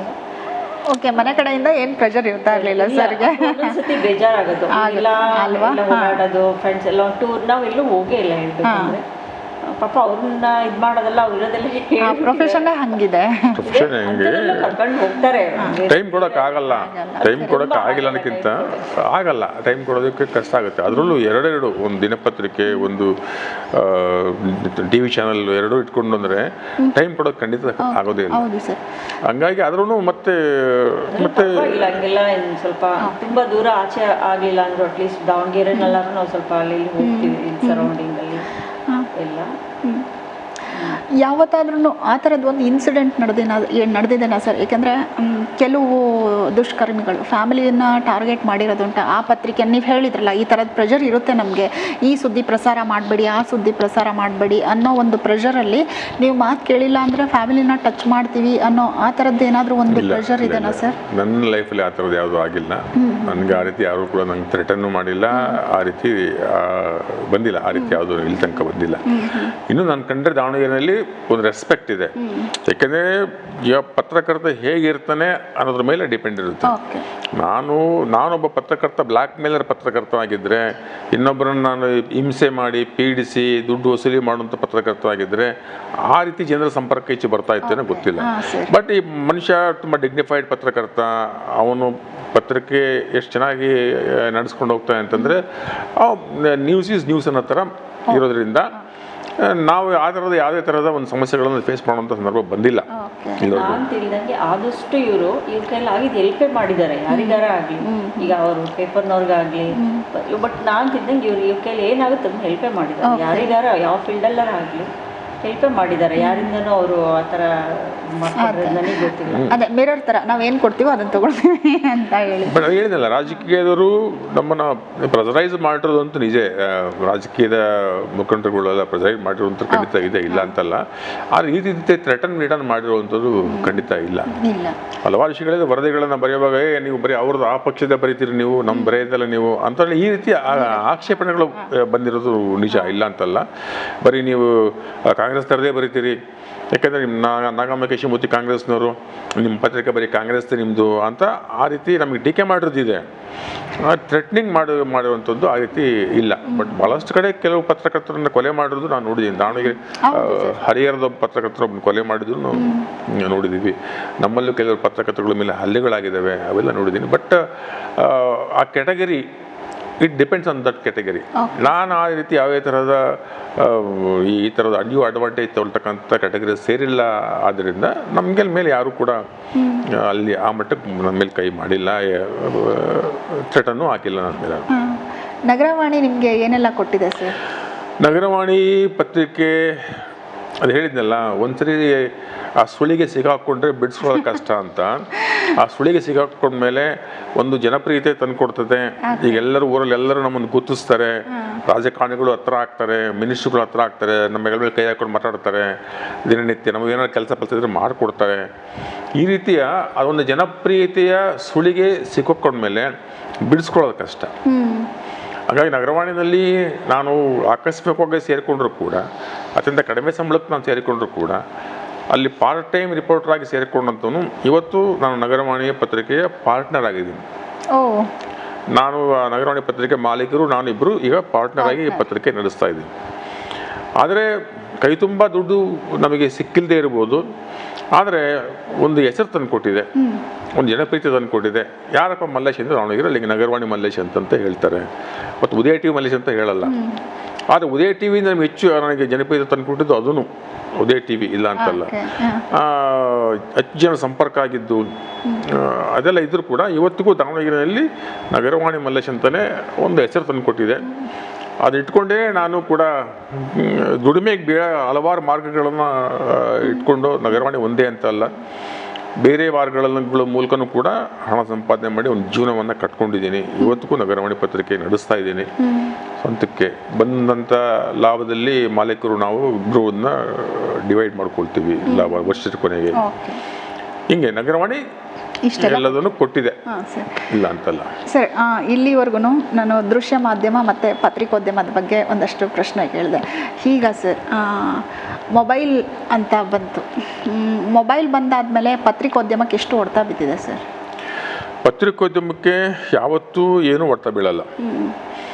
ಮೊಬೈಲ್ ಮಾಧ್ಯಮ, ಅದು ಸಾಮಾಜಿಕ ಜಾಲತಾಣಗಳಿದಾವಲ್ಲ, ಅದರಲ್ಲಿ 90% ಸುಳ್ಳು ಸುದ್ದಿ ಇರುತ್ತೆ, 10% ಅನುಮಾನ ಇರುತ್ತೆ.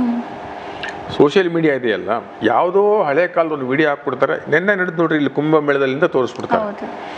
ಅದು ನಂಬೋಂಥ ಭಾಳ ಜನ ಇರ್ತಾರೆ. ಸೋಷಿಯಲ್ ಮೀಡಿಯಾ ಕೂಡ ಅದು ಫೇಕ್ ಸುದ್ದಿಗಳನ್ನು ತುಂಬಿರ್ತಕ್ಕಂಥ ಒಂದು ಮೀಡಿಯಾ. ಅದಕ್ಕೆ ಯಾವುದೇ ತರಹದ ಹೆಚ್ಚು ವ್ಯಾಲ್ಯೂ ಅಂತೂ ಸಿಗೋಲ್ಲ. ಆದರೆ ಸುದ್ದಿ ಅಲ್ಲದೇ ಬೇರೆ ವಿಷಯಗಳಲ್ಲಿ ಸಂಬಂಧಪಟ್ಟಾಗೆ ನಾವು ಸೋಷಿಯಲ್ ಮೀಡಿಯಾನ ನಾವು ಬಳಸ್ಕೋಬೋದು. ಬರೀ ಪಾಸಿಟಿವ್ ಸುದ್ದಿಗಳನ್ನು ಬಳಸ್ಕೋಬೋದು, ನೆಗೆಟಿವ್ ಸುದ್ದಿಗಳನ್ನು ನಾವು ನಂಬಕ್ಕಂತೂ ಖಂಡಿತ ಆಗೋದಿಲ್ಲ. ಹಾಗಾಗಿ ಸೋಷಿಯಲ್ ಮೀಡಿಯಾ ನಮಗೆ, ಆದರೆ ನಿಮ್ಗೆ ಏನಪ್ಪ ಅಂದರೆ ತಕ್ಷಣದ ಸುದ್ದಿಗಳನ್ನು ನಿಮಗೆ ಸಿಕ್ಬಿಡುತ್ತೆ. ನೀವೆಲ್ಲ ಹೋಗ್ತಾ ಇರ್ತೀರ, ದಾರಿನಲ್ಲಿ ಒಂದು ಆಕ್ಸಿಡೆಂಟ್ ಆಗುತ್ತೆ, ಮೊಬೈಲ್ ಶೂಟ್ ಮಾಡ್ಕೊಳ್ತೀರಾ, ನೀವು ಅದು ಶೇರ್ ಮಾಡ್ತೀರಾ. ಟಿ ವಿನವನು ಇಲ್ಲಿಂದ ಅಲ್ಲಿ ಹೋಗಿ ಅದನ್ನು ಶೂಟ್ ಮಾಡಿ ಅವನು ಅವ್ರ ಆಫೀಸಿಗೆ ಕಳಿಸಿ ಅದು ಬರೋ ಹೊತ್ತಿಗೆ 1 ಗಂಟೆ ಆಗಿರುತ್ತೆ.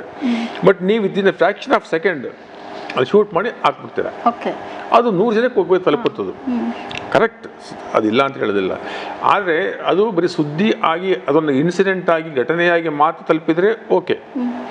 ಅದಕ್ಕೊಂದಿಷ್ಟು ಸುಣ್ಣ ಬಣ್ಣಗಳನ್ನು ಹಚ್ಚಿ ಎಲ್ಲೋ ಯಾರೋ ಒಬ್ಬರು ಹೊಡಿತಾ ಇರ್ತಾರೆ, ಅದನ್ನು ಶೂಟ್ ಮಾಡಿಕೊಂಡು ಇದು ಇಂಥ ಘಟನೆ, ಇವರು ಹಿಂದೂ ಹೊಡೆದ್ರು, ಇವರು ಮುಸ್ಲಿಂ ಹೊಡೆದ್ರು, ಅಥವಾ ಬೇರೆ ಏನೇ ಘಟನೆ ಇದು, ಹಂಗೆ ಅದಕ್ಕೊಂದಿಷ್ಟು ಬಣ್ಣಗಳನ್ನು ಹಚ್ಚಿ ಕಳಿಸ್ತಾರಲ್ಲ, ಅದು ಭಾಳಷ್ಟು ಹಾನಿ ಉಂಟು ಮಾಡುತ್ತೆ, ಪಬ್ಲಿಕ್ಕಿಗೆ ಹಾನಿ ಉಂಟು ಮಾಡುತ್ತದು. ಸೊ ಹಂಗಾಗಿ ಸೋಷಿಯಲ್ ಮೀಡಿಯಾನ ನಂಬೋದು ಕಷ್ಟ.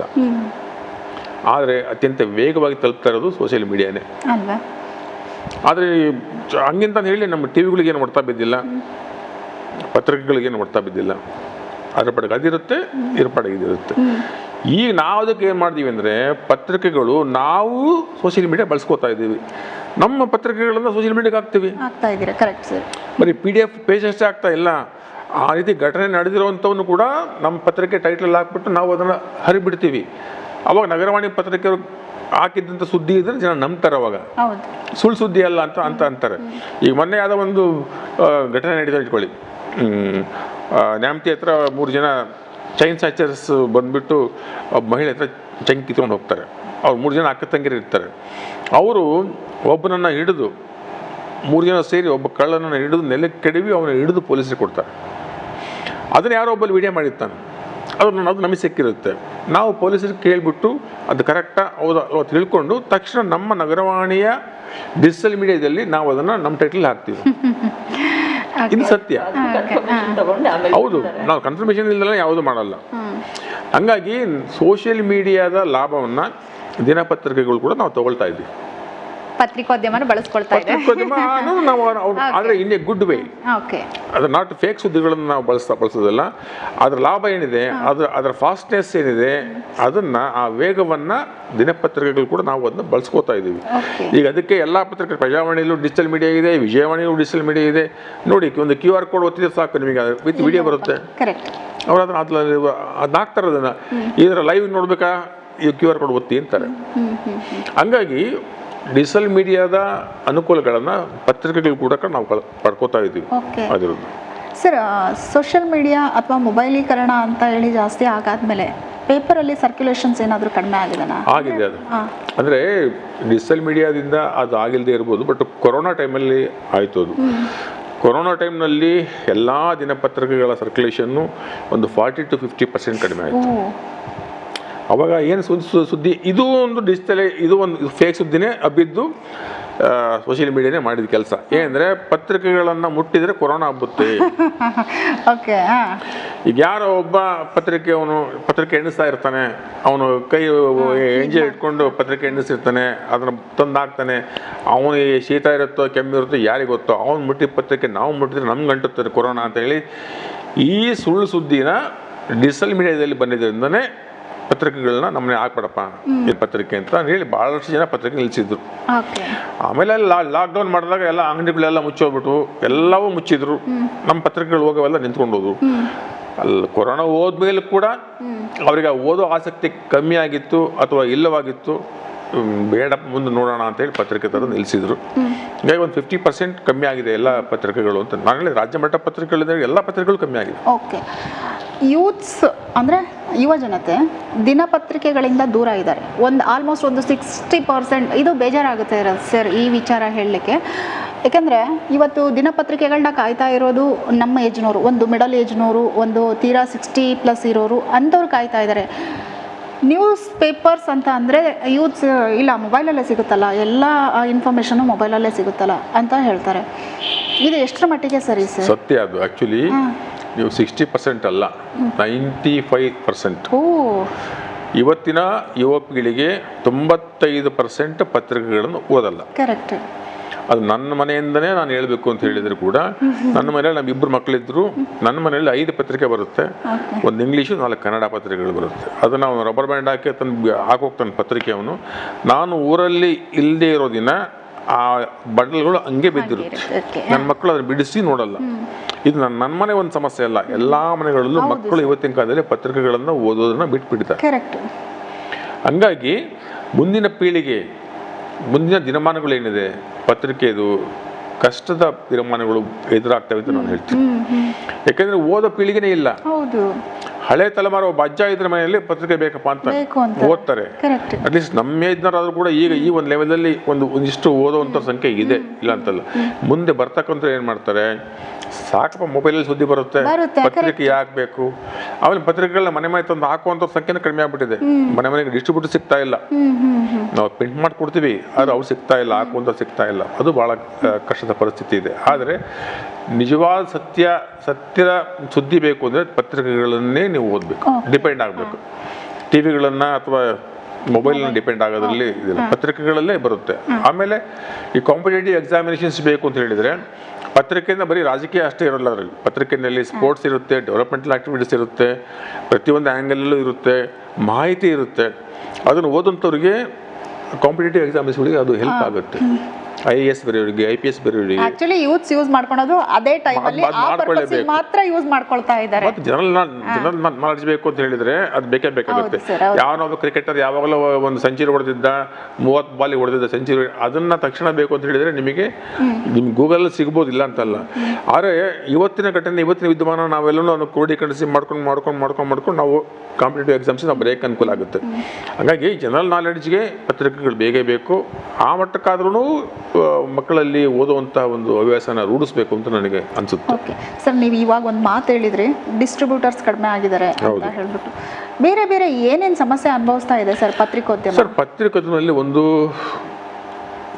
ಭಾಷೆ ಗೊತ್ತಿರೋ ಸಿಗ್ತಾ ಇಲ್ಲ. ರಿಪೋರ್ಟಿಂಗ್ ಮಾಡೋದಕ್ಕೆ ಭಾಷೆ ಗೊತ್ತಿರೋ ಸಿಗ್ತಾ ಇಲ್ಲ. ಫಸ್ಟು ತಪ್ಪು ಬರೆಯುವಂಥವ್ರು ಸಿಗ್ತಾರೆ. ಅಂದ್ರೆ ಕನ್ನಡ ಸ್ವಚ್ಛವಾಗಿ ಶುದ್ಧ ಕನ್ನಡ ಬರೆಯೋರು ಸಿಗ್ತಾ ಇಲ್ಲ. ಎರಡನೇ ಅಂದರೆ ಪತ್ರಿಕೆಗೆ ನಾವು ಹೆಚ್ಚು ದುಡ್ಡನ್ನು ಹಾಕ್ಬಿಟ್ಟು ಪ್ರಿಂಟ್ ಮಾಡಿ ಇರ್ತೀವಿ. 5 ರೂಪಾಯಿ ಪತ್ರಿಕೆನ ತಂದು ಮನೆಯಲ್ಲಿ ಹಾಕ್ಲಿಕ್ಕೆ ಒಬ್ಬನಿಗೆ 1 ರೂಪಾಯಿ ಕೊಡ್ತೀವಿ ನಾವು.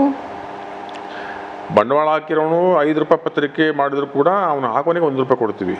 ಆದರೆ ಅವನು ಬೆಳಗ್ಗೆ ತನ್ನ ದಿನಪತ್ರಿಕೆ ತಂದು ಒಂದು ಮನೆಗೆ ಹಾಕ್ತಾ ಅಂತ ಹೇಳಿದರೆ ಅವನಿಗೆ ಸಿಗೋದು 1 ರೂಪಾಯಿ. ದಿನಕ್ಕೆ 50 ಪತ್ರಿಕೆ ಹಾಕಿದ್ರೆ ಅವ್ನು ಸಿಗೋದು 50 ರೂಪಾಯಿ ಸಿಗುತ್ತೆ. 50 ರೂಪಾಯಿ ತಿಂಗಳಿಗೆ ಎಷ್ಟಾಯ್ತು ಅಲ್ಲಿಗೆ? ಇವತ್ತು 50 ರೂಪಾಯಿ ಒಂದು ದಿನಕ್ಕೆ ದುಡಿಮೆ ಅಂದ್ರೆ ಅದು ಯಾವುದಕ್ಕೂ ಲೆಕ್ಕ ಇಲ್ಲ. ಇವತ್ತು ಯಾರಲ್ಲಿ ಫುಟ್ಪಾತಲ್ಲಿ ಕೂತ್ಕೊಂಡು ಹಣ್ಣು ಮಾರೋನು ದಿನಕ್ಕೆ 500-1000 ರೂಪಾಯಿ ದುಡಿತಾನೆ ನಾವು, ಅಲ್ವಾ? ಈ 50 ರೂಪಾಯಿ ಯಾವ್ದು ಲೆಕ್ಕ? ಹಂಗಾಗಲ್ಲ. ಅದಕ್ಕೆ ಇದು ದುಡಿಮೆಯ ಕ್ಷೇತ್ರ ಆಗಿ ಉಳಿದಿಲ್ಲ ಇದು ಪತ್ರಿಕೋದ್ಯಮ. ಅದಕ್ಕೆ ಮನೆಗಳಿಗೆ ಪತ್ರಿಕೆ ಹಾಕುವಂಥವ್ರ ಸಂಖ್ಯೆ ಕಡಿಮೆ ಆಗಿದೆ. ಹಲವಾರು ಹಳ್ಳಿಗಳಲ್ಲಿ ಸಿಗ್ತಾ ಇಲ್ಲ ಜನ. ಹಳ್ಳಿಗಳಲ್ಲಿ 30-40 ಪತ್ರಿಕೆ ಕಳಿಸ್ತೀವಿ, ಅದು ತೊಗೊಂಡಾಗ ಹಾಕಕ್ಕೆ ಸಿಗಲ್ಲ. ಹಾಕ್ತೀನಪ್ಪ 1000 ರೂಪಾಯಿ ಕೊಡ್ತೀಯಾ ಅಂತ ಕೇಳ್ತಾರೆ. ಸೊ ಈ ಲೆವೆಲ್ಲಿಗೆ ಬಂದು ನಿಂತಿದೆ. ಹಂಗಾಗಿ ಸರ್ಕ್ಯುಲೇಷನ್ ಅನ್ನೋದು ಭಾಳಷ್ಟು ಸಮಸ್ಯೆಗಳಲ್ಲಿದೆ. ಓನ್ಲಿ ಅಡ್ವರ್ಟೈಸ್ಮೆಂಟ್ ಮೂಲಕ ಮಾತ್ರ ನಾವು ಡಿಪೆಂಡ್ ಆಗಿ ಪತ್ರಿಕೆಗಳನ್ನು ನಡೆಸ್ಬೇಕಂತ ಕಾಲ ಬಂದಿದೆ. ಮುಂದೆ ಇದು ಯಾವ ಕಾಲಕ್ಕೆ ಯಾವ ಹಂತಕ್ಕೆ ಹೋಗಿ ನಿಲ್ತುತ್ತೋ ಗೊತ್ತಿಲ್ಲ, ಆದರೂ ನಿಭಾಯಿಸಬೇಕು ಅಷ್ಟೇ.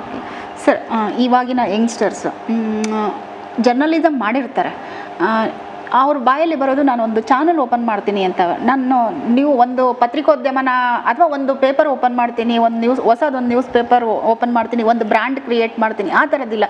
ಒಂದು ನ್ಯೂಸ್ ಚಾನಲ್ ಓಪನ್, ಮತ್ತೆ ಸೋಷಿಯಲ್ ಮೀಡಿಯಾ ನ್ಯೂಸ್ ಚಾನಲ್ನ ಓಪನ್ ಮಾಡ್ತೀನಿ ಅಂತ ಹೇಳ್ತಾರೆ ಹೊರತು ಒಂದು ಪತ್ರಿಕೋದ್ಯಮನ ನಡೆಸ್ತೀನಿ ಅಥವಾ ಒಂದು ಪತ್ರಿಕೋದ್ಯಮದಲ್ಲಿ ನಾನು ಕೆಲಸ ಮಾಡ್ತೀನಿ ಅಂತ ಹೇಳಲ್ಲ. ಇದು ಎಷ್ಟರ ಮಟ್ಟಿಗೆ ಸರಿ ಸರ್? ಪತ್ರಿಕೆ ಮಾಡಿದ್ರೆ ಸುಲಭ ಅಲ್ಲ. ಯಾಕೆಂತ ಹೇಳಿದರೆ, ಒಂದು ಪತ್ರಿಕೆ ಮಾಡಬೇಕು ಅಂತ ಹೇಳಿದರೆ ಅದಕ್ಕೆ ರಿಪೋರ್ಟರ್ಸ್ ಬೇಕು, ಸುದ್ದಿ ಕಲೆಕ್ಟ್ ಮಾಡೋಂಥವ್ರು ಬೇಕು, DTP ಆಪರೇಟರ್ಸ್ ಬೇಕಾಗ್ತದೆ, ಪ್ರಿಂಟಿಂಗ್ ಸೆಕ್ಷನ್ ಬೇಕಾಗುತ್ತೆ. ಅದು ಹಲವಾರು ವಿಧಗಳನ್ನು ಹಾದುಬಿಟ್ಟು ಬರುವಂಥದ್ದು. ಈ ಯೂಟ್ಯೂಬ್ ಚಾನಲ್ ಮಾಡೋದು ವೆರಿ ಈಸಿ. ಅದು ಕೂತ ಜಾಗದಲ್ಲೇ ಮಾಡ್ಬೋದು ಅದನ್ನು. ಅದಕ್ಕೇನು ಯಾರ್ದೇನು ಕೆಲಸ ಬೇಕಲ್ಲ, ನಿಮ್ಗೊಬ್ಬರಿಗೆ ಗೊತ್ತಿದ್ದು, ನಿಮ್ಗೆ ಅಷ್ಟೇ ಗೊತ್ತಿರೋ ಸಾಕಾಗುತ್ತೆ ಅಷ್ಟೇ. ಒಂದು ಚಾನಲ್ ಓಪನ್ ಮಾಡ್ತೀರಿ, ನಿಮಗೆ ಏನು ಬೇಕೋ ಅದರಲ್ಲಿ ಹಾಕ್ತೀರಾ. ನೀವು ಚಾನಲ್ಗಿಂತ ಈ ರೀಲ್ಸ್ ಮಾಡ್ತಾರಲ್ಲ, ರೀಲ್ಸ್ ಮಾಡೋರಿಗೆ ಏನು ಬೇಕು ಅವ್ರು ತಿಳಿದ ರೀಲ್ಸ್ ಹಾಕ್ತಾರೆ. ಒಂದು 10,000 ಜನ ನೋಡಿದ್ರೆ ಆ ರೀಲ್ಸ್ನ ಅವ್ರಿಗೆ ದುಡ್ಡು ಬರುತ್ತೆ. 3 ಲಕ್ಷ 4 ಲಕ್ಷ ದುಡಿತಾ ಇದ್ದಾರೆ, ಮಾಡ್ತಾರೆ. ಆ ರೀತಿ ಅದು ಈಸಿ, ಅದು ಈಸಿ, ಆಕ್ಸೆಸಬಲ್. ಶ್ರಮ ಕಡಿಮೆ, ದುಡಿಮೆ ಹೆಚ್ಚು. ಇದರಲ್ಲಿ ಶ್ರಮ ಜಾಸ್ತಿ, ದುಡ್ಡು ಕಮ್ಮಿ. ಆಮೇಲೆ we have to depend on so many people. ನಾವು ಎಷ್ಟೆಲ್ಲ ಪತ್ರಿಕೆ ಪ್ರಿಂಟ್ ಮಾಡಿ ಹಾಕಿರ್ತೀವಿ, ಬೆಳಗ್ಗೆ ಮನೆ ಹಾಕೊಂಡು ಸಿಗ್ಲಿಲ್ಲಪ್ಪ ಅಂದ್ರೆ ಏನು ಮಾಡ್ತೀರಿ? ಅದು ವೇಸ್ಟ್ ಅಲ್ವಾ? ಅವ್ನು ತೊಗೊಂಡಾಗ ಮನೆ ಹಾಕೊಂಡು ಸಿಗಲಿಲ್ಲ ಅಂದರೆ ಕೊನೆ ಲಾಸ್ಟ್ ಪಾಯಿಂಟ್ ಮುಟ್ಬೇಕಲ್ಲ, ಸಿಗಲ್ಲ. ನಿಮಗೆ ಏನಂತೆ, ನಿಮಗೆ ಸೋಷಿಯಲ್ ಮೀಡಿಯಾದವರಿಗೆ ನಿಮಗೆ ಮೊಬೈಲ್ ಡಾಟಾ ಇರುತ್ತೆ, ಡಾಟಾ ಯೂಸ್ ಮಾಡ್ಕೊಳ್ತೀರಿ, ಕಳಿಸ್ತೀರಿ. ಎಷ್ಟು ಬೇಕಷ್ಟು ನೀವು ಮಾಡ್ಕೋಬೋದು, ಬೇಕಾದಷ್ಟು ನಿಮ್ಮ ಟೈಮ್ ಇದೆ ಮಾಡ್ಕೋಬೋದು. ಹಂಗಲ್ಲ, ನಮ್ಮ ಟೈಮಲ್ಲಿ ನಾವು ಗ್ರಾಹಕರ ಟೈಮಿಗೆ ಕರೆಕ್ಟಾಗಿ ಮುಟ್ಸ್ಬೇಕು. ಬೆಳಗ್ಗೆ ನೀವು 8:30 ಪತ್ರಿಕೆ ಬಂದಿಲ್ಲಪ್ಪ ಅಂದರೆ 9 ಗಂಟೆಗೆ ಹೋದ್ರೆ ಯಾಕೆ ಅವತ್ತು ಲೇಟು ಅಂತ ಕೇಳ್ತಾನೆ. ನಂಗೆ ಯಾರು ಕೇಳಲ್ಲ. ಹಂಗಾಗಿ ಇದು ಈಸಿ ಆಕ್ಸೆಸ್ಸು. ಯೂಟ್ಯೂಬ್ ಚಾನಲ್ ಮಾಡೋವಂಥದ್ದು ಅಥವಾ ರೀಲ್ಸ್ ಮಾಡೋವಂಥದ್ದು, ಸೋಷಿಯಲ್ ಮೀಡಿಯಾನ ಬಳಸ್ಕೊಳ್ತಕ್ಕಂಥದ್ದು, it is easy access. Data ಒಂದು ಸಿಕ್ಬಿಟ್ರೆ ಆ ಡಾಟಾ ದೇವ್ರು ನಂಬ್ಕೊಂಡು ಬೇರೆ ಎಲ್ಲವನ್ನೂ ಮಾಡ್ಬೋದು. ನಾವು ಮನುಷ್ಯರು ನಂಬ್ಕೊಂಡು ಮಾಡ್ಬೇಕು ಕೆಲಸನ. ಫ್ಯೂಚರಲ್ಲಿ ಜರ್ನಲಿಸಮ್ ಬರೋರಿಗೆ ನೀವು ಆ್ಯಸ್ ಎ ಹಿರಿಯ ಪತ್ರಕರ್ತರಾಗ್ಬಿಟ್ಟು ಏನು ಮೆಸೇಜ್ ಕೊಡ್ತೀರಾ? ಕಷ್ಟ ಇದೆ. ಇತ್ತೀಚೆಗೆ ಜರ್ನಲಿಸಮ್ ಬರೋರ ಸಂಖ್ಯೆ ಕಡಿಮೆ ಆಗಿದೆ. ಈಗ ದಾವಣಗೆರೆ ಜಿಲ್ಲೆಯಲ್ಲಿ 3-4 ಕಾಲೇಜುಗಳಲ್ಲಿ ಜರ್ನಲಿಸಮ್ ಕೋರ್ಸ್ ಇತ್ತು. ಈಗ ಹೆಚ್ಚು ಕಮ್ಮಿ 4 ಕಡೆ ಮುಚ್ಚೋಗಿದೆ. ಯಾಕಂದರೆ ಸೇರೋರಿಲ್ಲ. ದಾವಣಗೆರೆ ವಿಶ್ವವಿದ್ಯಾನಿಲಯದಲ್ಲಿ ಒಂದು ಜರ್ನಲಿಸಮ್ ಕೋರ್ಸ್ ಇದೆ. ಅಲ್ಲಿ 3 ವರ್ಷದ ಜರ್ನಲಿಸಮ್ ಕೋರ್ಸಿಗೆ 3 ವರ್ಷದವರು ಸೇರಿಸಿದ್ರು ಕೂಡ ಒಂದು 60 ಜನ ಆಗಲ್ಲ ಮಕ್ಕಳು. ಯಾಕೆಂದರೆ ಇದು ಅಟ್ರಾಕ್ಟಿವ್ ಅನ್ನೋದು ಈ ಫೀಲ್ಡು ಒಂದು ಹಂತಲ್ಲಿತ್ತು, ತುಂಬ ಅಟ್ರಾಕ್ಟಿವ್ ಇತ್ತು. ಬಟ್ ಈಗ ಸ್ಯಾಚುರೇಷನ್ ಆಗ್ತಾ ಇದೆ, ಒಂದು ಹಂತಕ್ಕೆ ಸ್ಥಗಿತಗೊಳ್ಳುವಂಥ ಕಾಲದಲ್ಲಿ ಬಂದಿದೆ. ಮುಂದೆ ಇನ್ನು ಯಾವ ಆರ್ಟಿಫಿಷಿಯಲ್ ಇಂಟೆಲಿಜೆನ್ಸ್ ಬರ್ತದೋ ಗೊತ್ತಿಲ್ಲ. ಅದು ಬಂದಾಗ ಇನ್ಯಾವ ರೀತಿ ಹೊಸ ನ್ಯೂಸ್ ಇದು ಬರ್ತದೋ ಅದಿನ್ನೂ ನಾವು ಕಾದು ನೋಡಬೇಕು. ಸದ್ಯಕ್ಕಂತೂ ಈಗ ಜರ್ನಲಿಸಮ್ ಕೋರ್ಸ್ ಮಾಡೋಂಥವ್ರ ಸಂಖ್ಯೆ ಕಡಿಮೆ ಆಗಿದೆ, ಪತ್ರಿಕೋದ್ಯಮಕ್ಕೆ ಬರ್ತಕ್ಕಂಥವ್ರ ಸಂಖ್ಯೆ ಕಡಿಮೆ ಆಗಿದೆ. ಬರೋವಂಥವರೆಲ್ಲ ಕೂಡ ಅದ್ರ ಬಗ್ಗೆ ಏನೂ ಗೊತ್ತಿಲ್ಲದೆ ಅವರು ಅಂಥವರೇ ಬರ್ತಿದ್ದಾರೆ. ಆಮೇಲೆ ಅಡ್ಡದಾರಿ ಹಿಡ್ಕೊಂಡು ದುಡ್ಡು ಮಾಡಬೇಕು ಅಂದವ್ರು ಮಾತ್ರ ಬರ್ತಾ ಇದ್ದಾರೆ. ದ ರಿಯಲ್ ಜರ್ನಲಿಸಮ್ ಮಾಡೋವಂಥವ್ರು ಇಲ್ಲ. ಮುಂದೆ ಬರೋ ಸಂಖ್ಯೆ ಕಡಿಮೆ ಆಗ್ತಿತ್ತು. ಓಕೆ ಸರ್, ನಿಮ್ಮ ಫ್ಯಾಮಿಲಿ ಬಗ್ಗೆ ಅಂದರೆ ನಿಮ್ಮ ಮಕ್ಕಳ ಬಗ್ಗೆ ಒಂದಷ್ಟು ಪರಿಚಯ ಸರ್. ನನಗೆ 2 ಮಕ್ಕಳು. ಒಬ್ಬ ದೊಡ್ಡವನು MBBS ಮಾಡಿ ಈಗ MD ಮಾಡ್ತಾ ಇದ್ದಾನೆ. ಅವನು ಚಿತ್ರದುರ್ಗದಲ್ಲಿ MD ಮಾಡ್ತಾ ಇದ್ದಾನೆ. ಎರಡನೇವನು ಈಗ 5ನೇ ಸೆಮಿಸ್ಟರ್ ಇಂಜಿನಿಯರಿಂಗ್ ಮಾಡ್ತಾ ಇದ್ದಾನೆ. 2 ಮಕ್ಕಳು ನನಗೆ. ನನ್ನ ತಂದೆ ತಾಯಿ ನಮ್ಮ ಜೊತೆಗೆ ಇದ್ರವರು. ಈಗ 2010ರಲ್ಲಿ ನನ್ನ ತಂದೆ ತೀರ್ಕೊಂಡ್ರು. ಎಲ್ಲ 2004ರಲ್ಲಿ 14ರಲ್ಲಿ ಅಮ್ಮ ತೀರ್ಕೊಂಡ್ರು. ಹೀಗಾಗಿ ಮಕ್ಕಳಿಬ್ಬರು ಹೊರಗಡೆ ಹೋಗಿ ಓದ್ತಾ ಇದ್ದಾರೆ. ಮನೇಲಿ ನಾವು ಗಂಡ ಹೆಂಡತಿ ಇಬ್ಬರೇನೆ. ಹಾಗೆ ಪತ್ರಿಕೋದ್ಯಮ, ನಮ್ಮೊಂದು ಸ್ಕೂಲಲ್ಲಿ ನಾನೊಂದು ಅಡ್ಮಿನಿಸ್ಟ್ರೇಟರ್ ಆಗಿದ್ದೀನಿ ಒಂದು ಸ್ಕೂಲಲ್ಲಿ. ಸೊ ಶಾಲೆಯಲ್ಲಿ ಒಂದಿಷ್ಟು ಸಮ್ ಟೈಮ್ ಕಳಿತೀನಿ, ಪತ್ರಿಕೆಯಲ್ಲಿ ಒಂದು ಕಳಿತೀನಿ, ಸಾಹಿತ್ಯ ರಚನೆ ಮಾಡೋದು ಕಳಿತೀನಿ. ನಾನು ಪ್ರಜಾವಾಣಿಯಲ್ಲಿ ಒಂದು ಕಾಲಮಿಸ್ಟ್. ನಾನು ಪ್ರತಿ ಶುಕ್ರವಾರ ನಾನೊಂದು ಕಾಲಮ್ ಬರುತ್ತೆ ಪ್ರಜಾವಾಣಿಯಲ್ಲಿ. ಕತೆ ಕವನ ಬರ್ಕೊಂಡು ಹಿಂಗೆ ಲೈಫ್ ನಡೀತಾ ಇದೆ, ಹೋಗ್ತಾ ಇದೆ. ಮ್ಯಾಮ್, ನೀವು ಹೇಳಲೇಬೇಕು ಸರ್ ಬಗ್ಗೆ. ಯಾಕಂದರೆ ಮಲ್ಲೇಶ್ ಸರ್ ಅಂದರೆ ಅಫಿಷಿಯಲಿ ಎಲ್ಲರಿಗೂ ಗೊತ್ತು. ನಮಗೆ ಗೊತ್ತಿಲ್ಲದಿರೋ ಮಲ್ಲೇಶ್ ಸರ್ ಬಗ್ಗೆ ಒಂದಷ್ಟು ಗುಣಗಳನ್ನ ಹೇಳಬೇಕು ಅಂದರೆ ಏನು ಹೇಳ್ತೀರಾ ಮ್ಯಾಮ್? ಯಾಕೆಂದ್ರೆ ಈ ಥರ ಮಲ್ಲೇಶ್ ಸರ್ ಅಂದರೆ ಇಷ್ಟು ಮಾತ್ರ ನಮಗೆ ಗೊತ್ತು, ಇವಾಗ ಏನು ಮಾತಾಡಿದ್ರು ಇಷ್ಟು ಮಾತ್ರ ಗೊತ್ತು. ಇದು ಇಲ್ಲದೇನೆ ನೀವು ಹೇಳಬೇಕು ಅಂದರೆ ಏನು ಹೇಳ್ತೀರಾ? ಇಲ್ಲದೆ ಏನಿಲ್ಲ, ಅವ್ರು ಏನಿದ್ದಾರೆ ಅದೇನೆ, ಅದೇನೆ. ಇಲ್ಲದೆ ಅಂತ ಅಲ್ಲಿದು ಬೇರೆ ಏನಿಲ್ಲ, ಸೇಮ್ ಅಷ್ಟೇ. ಅಲ್ಲಿ ಏನಿದ್ದಾರೆ ಇಲ್ಲೂ ಅದೇ ಹಾಗೆ ಇದ್ದಾರೆ. ಸ್ವಲ್ಪ ಹಾಸ್ಯ ಭಾಳ ತಮಾಷೆ ಜಾಸ್ತಿ ಮನೆಯಲ್ಲಿ. ಸೊ ಹಂಗಾಗಿ ಮನೆಯಲ್ಲಿ ಏನಾದರೂ ಯಾಕಂದ್ರೆ ನಾವು ಹೊರಗೆ ನೋಡಿದಾಗ ತುಂಬಾ ಸೀರಿಯಸ್ ಇರ್ತಾರೆ ಸರ್, ಅದಕ್ಕೆ ತಮಾಷೆ ಜಾಸ್ತಿ. ಓಕೆ. ಏನಕ್ಕಾದ್ರೂ ಒಂಚೂರು ಮನೆಯಲ್ಲಿ ಏನಾದ್ರು ಒಂಚೂರು ಬೇಜಾರಾದ್ರೆ ಏನಾದರೂ ಒಂದು ತಮಾಷೆ ಮಾತಾಡ್ತಾರೆ. ಹಂಗಾಗಿ ನಾವು ಮನೆಯಲ್ಲಿ ಸ್ವಲ್ಪ ಕಾಮಿಡಿ ಜಾಸ್ತಿ ಇರುತ್ತೆ. ಹಾಗೆ ನಮ್ಮ ದಾವಣಗೆರೆ ಹೇಗೆ ಅನ್ಸುತ್ತೆ ಮ್ಯಾಮ್? ದಾವಣಗೆರೆ ನಾವು ಚಿಕ್ಕಮಗಳೂರು ಆದ್ರಿಂದ ಇಲ್ಲಿಗೆ ಬಂದಾಗ ಭಾಳ ನನಗೆ ತುಂಬ ಬಿಸಿಲು ಎಲ್ಲ ಭಾಳ ಅನಿಸ್ತಾ ಇತ್ತು. ಬಟ್ ಇವಾಗೆಲ್ಲ ಸೆಟ್ ಆಗಿದೆ. ಬಟ್ ನಮಗೆ ಅಲ್ಲಿ ಚಿಕ್ಕಮಗಳೂರೇ ಚಂದ. ಅದೇ ಹುಟ್ಟು ಬೆಳೆದಿದ್ದೆಲ್ಲ ಡಿಗ್ರಿ ಮುಗಿಸಿದೆಲ್ಲ ತಳಗಾಲ ಏನೋ ಸ್ವಲ್ಪ ಅಲ್ಲಿದೆ ಫ್ರೆಂಡ್ಸ್ ಎಲ್ಲ ಅವರೇ ಒಂಥರ ಡಿಫ್ರೆಂಟು. ಇಲ್ಲಿ ಸ್ವಲ್ಪ ಇಲ್ಲ ಅಡ್ಜಸ್ಟ್ ಆಗೋದು. ಕಲ್ಚರ್ ಬದಲಾಗುತ್ತೆ ಅಷ್ಟೇ, ಏನಿಲ್ಲ. ಕಲ್ಚರ್ ಬದಲಾಗುತ್ತೆ, ಭಾಷೆ ಬದಲಾಗುತ್ತೆ, ಆಮೇಲೆ ವಾತಾವರಣ, ಹವಾಮಾನ ವಾತಾವರಣ ಅಲ್ಲಿ ಯಾವಾಗಲೂ 24 ಗಂಟೆ ಮಳೆ. ಮಲೆನಾಡು ಪ್ರದೇಶ ಅಲ್ಲಿ ಕೂಲ್ ಆಗಿರುತ್ತೆ. ನಮ್ದು ಇದು ಬಯಲ್ಸೀಮೆ. ಸರ್ ಇಷ್ಟು ಚೆನ್ನಾಗಿ ಮಾತಾಡ್ತಾರೆ. ನೀವು ಅಟ್ಲೀಸ್ಟ್ ಮ್ಯಾಮ್ ಸರ್ ಜೊತೆ ಇಷ್ಟು ವರ್ಷ ಇದ್ರಲ್ಲ, ಅಟ್ಲೀಸ್ಟ್ ಅವ್ರದ್ದು ಮಾತು ದಾಟಿ ಇದೆಲ್ಲ ಅದನ್ನಾದ್ರೂ ಕಲಿಬಹುದಿತ್ತಲ್ವಾ ನೀವು? ಅದು ಬೈ ಬರ್ಬೇಕು, ಬರೋಕ್ಕಾಗಲ್ಲ. ಇಲ್ಲ, ಕೆಲವೊಂದು ಸವಾಸದಿಂದನೂ ಕಲಿಬಹುದಲ್ವಾ ಮ್ಯಾಮ್? ಕೆಲವೊಂದು ಯಾಕಂದ್ರೆ ಅವ್ರದ್ದು ನೇರ ನುಡಿ, ಆಮೇಲೆ ಒಂದು ಕಂಚಿನ ಕಂಠದ ತರ ಮಾತಾಡ್ತಾರೆ, ಒಂದು ಕ್ಲಾರಿಟಿ ಇರುತ್ತೆ ಅವ್ರದ್ದು ವಾಯ್ಸ್ ಅಲ್ಲ ಅಲ್ವಾ? ಅದು ಎಲ್ರಿಗೂ ಬರಲ್ಲ, ಎಲ್ರಿಗೂ ಬರಲ್ಲ. ಅದು ಕಲ್ತ್ರೆ ನಾನು ಅನ್ಕೊಳ್ಳೋದು ಕಲ್ತ್ರೆ ಬರಲ್ಲ, ಅದು ಬೈ ಬರಬೇಕು ಅಂತ ನನ್ಗೆ ಅನ್ಸುತ್ತೆ. ಅದು ಎಕ್ಸ್ಪೀರಿಯನ್ಸ್ ಟೀಚರ್ಸ್ ತುಂಬ ಕಲಿಸುತ್ತೆ ಅಂತಾರಲ್ಲ, ಅದಕ್ಕೆ ಅನುಭವದ ಪಾಠಗಳು ಬೇರೆಲ್ಲ ಪಾಠಗಳಿಂದ ದೊಡ್ಡದಂತೆ. ಸೊ ಹಂಗಾಗಿ ನಾನು ಇಷ್ಟು ವರ್ಷ ಈ ಫೀಲ್ಡಲ್ಲಿ ಕೆಲಸ ಮಾಡಿದ ಮೇಲೆ ಭಾಳಷ್ಟು ಕಲಿತು ಬಿಟ್ಟಿದ್ದೀನಿ, ಭಾಳಷ್ಟು ಕಲ್ತಿದ್ದೀನಿ. ಆಮೇಲೆ ಈಗಲೂ ಕೂಡ ಇನ್ನೂ ಕಲಿತಾನೆ ಇದ್ದೀನಿ. ಕಲಿಯೋದು ಎಂಡಾಯಿತು ಅಂದರೆ ಅಲ್ಲಿ ಅವನ ವ್ಯಕ್ತಿತ್ವ ಎಂಡಾಯಿತು ಅಂತ ಅರ್ಥ. ಯಾವತ್ತೂ ಕಲಿಯೋದು ಎಂಡಾಗಬಾರ್ದು. ಅದಕ್ಕೆ ಏಜ್ ಮ್ಯಾಟ್ರ್ ಅಲ್ಲ, ಏಜ್ ವಿಷಯ ಖಂಡಿತ ಅಲ್ಲೇ. ನಾನು 50 ವಯಸ್ಸಿಗೆ ಬಂದಾಗ ನಾನು MA ಮಾಡಿದ್ದು. 50ನೇ ವಯಸ್ಸಿಗೆ MA ಮಾಡಬೇಕು ಅಂತ ಮಾಡಿದೆ ಅಷ್ಟೇ. ನನಗೆ ಸಾಹಿತ್ಯದ ಬಗ್ಗೆ ತುಂಬ ನನಗೆ ಆಸಕ್ತಿ ಇತ್ತಲ್ಲ, ಸಾಹಿತ್ಯ ರಚನೆಗೆ ಅದು ಅನುಕೂಲ ಆಗುತ್ತೆ. ಸ್ವಲ್ಪ ಒಳ್ಳೊಳ್ಳೆ ಪಂಪನನ್ನ, ರನ್ನನನ್ನ, ಕುಮಾರವ್ಯಾಸನನ್ನ ಓದ್ಕೋಬೋದು ಅಂತ ಸಾಹಿತ್ಯ ಕಾರಣಕ್ಕೋಸ್ಕರ ನಾನು MA ಮಾಡಿದೆ. ನಾನು ಅದಕ್ಕೂ ಮುಂಚೆ LLB ಮಾಡಿದೆ. ಅವಾಗ ಏನೋ ಒಂದು ಪಕ್ಷ ಈ ಮೀಡಿಯಾಗಳು ಕೈ ಕೊಟ್ಟರೆ ಇರಲಿ ಅಂತ ಹೇಳಿ ಲಾ ಪ್ರಾಕ್ಟೀಸ್ ಮಾಡೋಕೆ ಅನುಕೂಲ ಆಗುತ್ತೆ ಅಂತೇಳಿ, ಯಾರಿಗೆ ಗೊತ್ತು, ಈಗ TV ಮುಚ್ಚೋಯ್ತಪ್ಪ, ಹೌದಲ್ವಾ? ಇದಕ್ಕಿಂತ ಮುಚ್ಚೋಯ್ತು. ಅಂದರೆ 20 ವರ್ಷ ಈ ಪತ್ರಿಕೆಯಲ್ಲಿ ಈಗ ಕುಂಟ್ಕೊಂತ ಸಾಕ್ತಾ ಇದ್ದೀವಿ. ಒಂದು ಕಾಲದಲ್ಲಿ ನಾವಿನ್ನೂ ದುಡಿಯುವಂಥ ಮೂಮೆಂಟ್ ಇದ್ದಾಗ ಮುಚ್ಚಿಬಿಟ್ರೆ ಇರಲಿ ಲಾ ಪ್ರಾಕ್ಟೀಸ್ ಮಾಡೋಕೆ ಅನುಕೂಲ ಆಗುತ್ತೆ ಅಂತ ಲಾ ಮಾಡಿದೆ ನಾನು. ಆಮೇಲೆ ಸಾಹಿತ್ಯಕ್ಕೆ ಅನುಕೂಲ ಆಗಲಿ ಅಂತೇಳಿ MA ಮಾಡಿದೆ. ನನ್ನ ಬೇಸಿಕ್ ನನ್ನ ಡಿಗ್ರಿ ಇರೋದು ಸೈನ್ಸು, ಕಾನೂನು ಮತ್ತು ಕನ್ನಡ. ಈ 3 ವಿವಿಧ ಡಿಗ್ರಿಗಳಲ್ಲಿ ಇವತ್ತು ನನಗೆ ಅನ್ನ ಕೊಡ್ತಿರೋವಂಥದ್ದು ಕನ್ನಡ.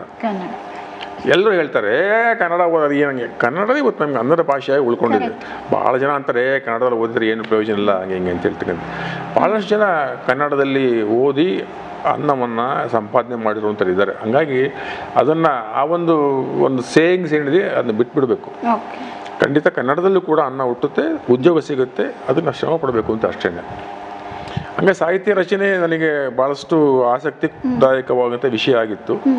ನಾನು ಆರಂಭದಲ್ಲಿ 84ರಿಂದ ಕವಿತೆಗಳನ್ನ ಬರ್ಕೊಳ್ತಾ ಬಂದೆ. ನಾನು ತುಂಬ ಕವಿತೆಗಳನ್ನ ಬರೆದೆ. ನಾನು ಆ ಕವಿತೆಗಳು 2 ಬುಕ್ ತಂದಿದ್ದೀನಿ.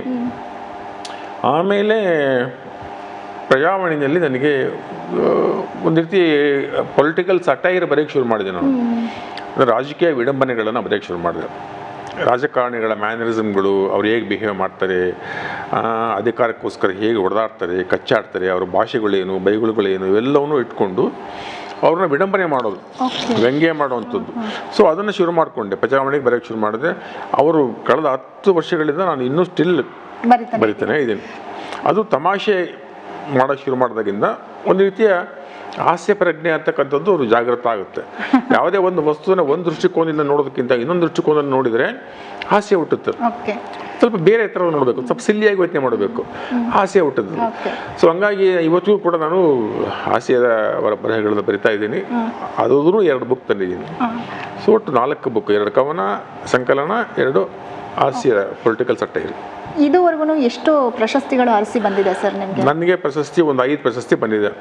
ಅದರಲ್ಲಿ ಪತ್ರಿಕೋದ್ಯಮದಲ್ಲಿ ಅಂದರೆ ಕರ್ನಾಟಕ ಸರ್ಕಾರದ ಮಾಧ್ಯಮ ಅಕಾಡೆಮಿ ಪ್ರಶಸ್ತಿ ಬಂದಿದೆ. ಅದು ಬಿಟ್ಟರೆ ನನ್ನ ಅದು ಪೊಲಿಟಿಕಲ್ ಸಟೈರ್ ಪುಸ್ತಕ ಬ್ರೇಕಿಂಗ್ ನ್ಯೂಸ್ ಅನ್ನೋದಕ್ಕೆ ಗುಲ್ಬರ್ಗಾದ ಅಮ್ಮ ಪ್ರಶಸ್ತಿ ಬಂದಿದೆ. ಆಮೇಲೆ ನಮ್ಮ ದಾವಣಗೆರೆಯ ಡಿಸ್ಟಿಕ್ ರಾಜ್ಯೋತ್ಸವ ಪ್ರಶಸ್ತಿ ಕೊಟ್ಟಿದ್ದಾರೆ. ನಮ್ಮ ಜಿಲ್ಲಾ ಕನ್ನಡ ಸಾಹಿತ್ಯ ಪರಿಷತ್ನವರು ಮಹಾಲಿಂಗರಂಗ ಪ್ರಶಸ್ತಿ ಕೊಟ್ಟಿದ್ದಾರೆ. ಆಮೇಲೆ ರಾಜ್ಯ ಸರ್ಕಾರದ ನಮ್ಮ ರಾಜ್ಯ ಕಾರ್ಯನಿರತ ಪತ್ರಕರ್ತರ ಸಂಘದವರು ಬಿಜಾಪುರದಲ್ಲಿ ಒಂದು ಸಮ್ಮೇಳನ ಮಾಡಿದರು. ಅವ್ರು ಸ್ಟೇಟ್ ಲೆವೆಲ್ ಸಮ್ಮೇಳನ ಮಾಡ್ತಾರೆ, ಪ್ರತಿ ವರ್ಷ ಮಾಡ್ತಾರೆ. ಅದರಲ್ಲಿ ನನಗೆ 2 ವರ್ಷದ ಹಿಂದೆ ನಾಡಿಗೆರ ಕೃಷ್ಣರಾಯ ಪ್ರಶಸ್ತಿ ಅಂತ ಕೊಟ್ಟರು. ಸೊ ಹೀಗೆ ಒಂದು 5 ಪ್ರಶಸ್ತಿಗಳು ಸಿಕ್ಕಿದೆ ನನಗೆ. ಪ್ರಶಸ್ತಿಗಳೇ ಅದೇ ಒಬ್ಬ ವ್ಯಕ್ತಿತ್ವಕ್ಕೆ ಮಾನದಂಡ ಅಂತ ಅಲ್ಲ, ವಯಸ್ಸಾಗ್ತಾ ಆಗ್ತಾ ಸಿಗ್ತವೆ, ಅವೇ ಹುಡ್ಕೊಂಡು ಬರ್ತಾರೆ. ಸಿಗಲ್ಲ ವಯಸ್ಸಾಗ್ತಾ. ಸರ್, ಇಷ್ಟೊತ್ತು ನಮಗೆ ಪತ್ರಿಕೋದ್ಯಮದಲ್ಲಿ ಗೊತ್ತಿಲ್ಲದೆ ಇರೋ ಎಷ್ಟೋ ವಿಚಾರಗಳನ್ನ ನೀವು ಹಂಚ್ಕೊಂಡ್ರಿ. ಆಮೇಲೆ ತುಂಬ ಕ್ವಾಲಿಟಿ ಟೈಮ್ ನಿಮ್ಮದು. ಅದನ್ನು ನಮ್ಮ ಸಾಧಕರ ಮಾತು ಟೀಮ್ಗೆ ಕೊಟ್ಟಿದ್ದಕ್ಕೆ ಮೇಡಮ್ಗೂ ಮತ್ತು ನಿಮಗೂ ತುಂಬ ಹೃದಯದ ಧನ್ಯವಾದಗಳು sir. Thank you madam, thank you. ಕೇಳಿದ್ರಲ್ಲ, ಇಷ್ಟೊತ್ತು ಪತ್ರಿಕೋದ್ಯಮದಲ್ಲಿ ನಮಗೆ ಗೊತ್ತಿಲ್ಲದಿರೋ ಎಷ್ಟೋ ಮಾಹಿತಿನ ಹಂಚ್ಕೊಂಡ್ರು ನಮ್ಮ ಜೊತೆ ನಮ್ಮ ಹಿರಿಯ ಪತ್ರಕರ್ತರು. ಅವರಿಗೆ ನಮ್ಮ ಸಾಧಕರ ಮಾತು ಕಡೆಯಿಂದ ತುಂಬ ಹೃದಯದ ಧನ್ಯವಾದಗಳನ್ನು ತಿಳಿಸ್ತಾ ಮತ್ತೆ ಮುಂದಿನ ಸಾಧಕರೊಂದಿಗೆ ಭೇಟಿ ಆಗ್ತೀನಿ. ಧನ್ಯವಾದಗಳು.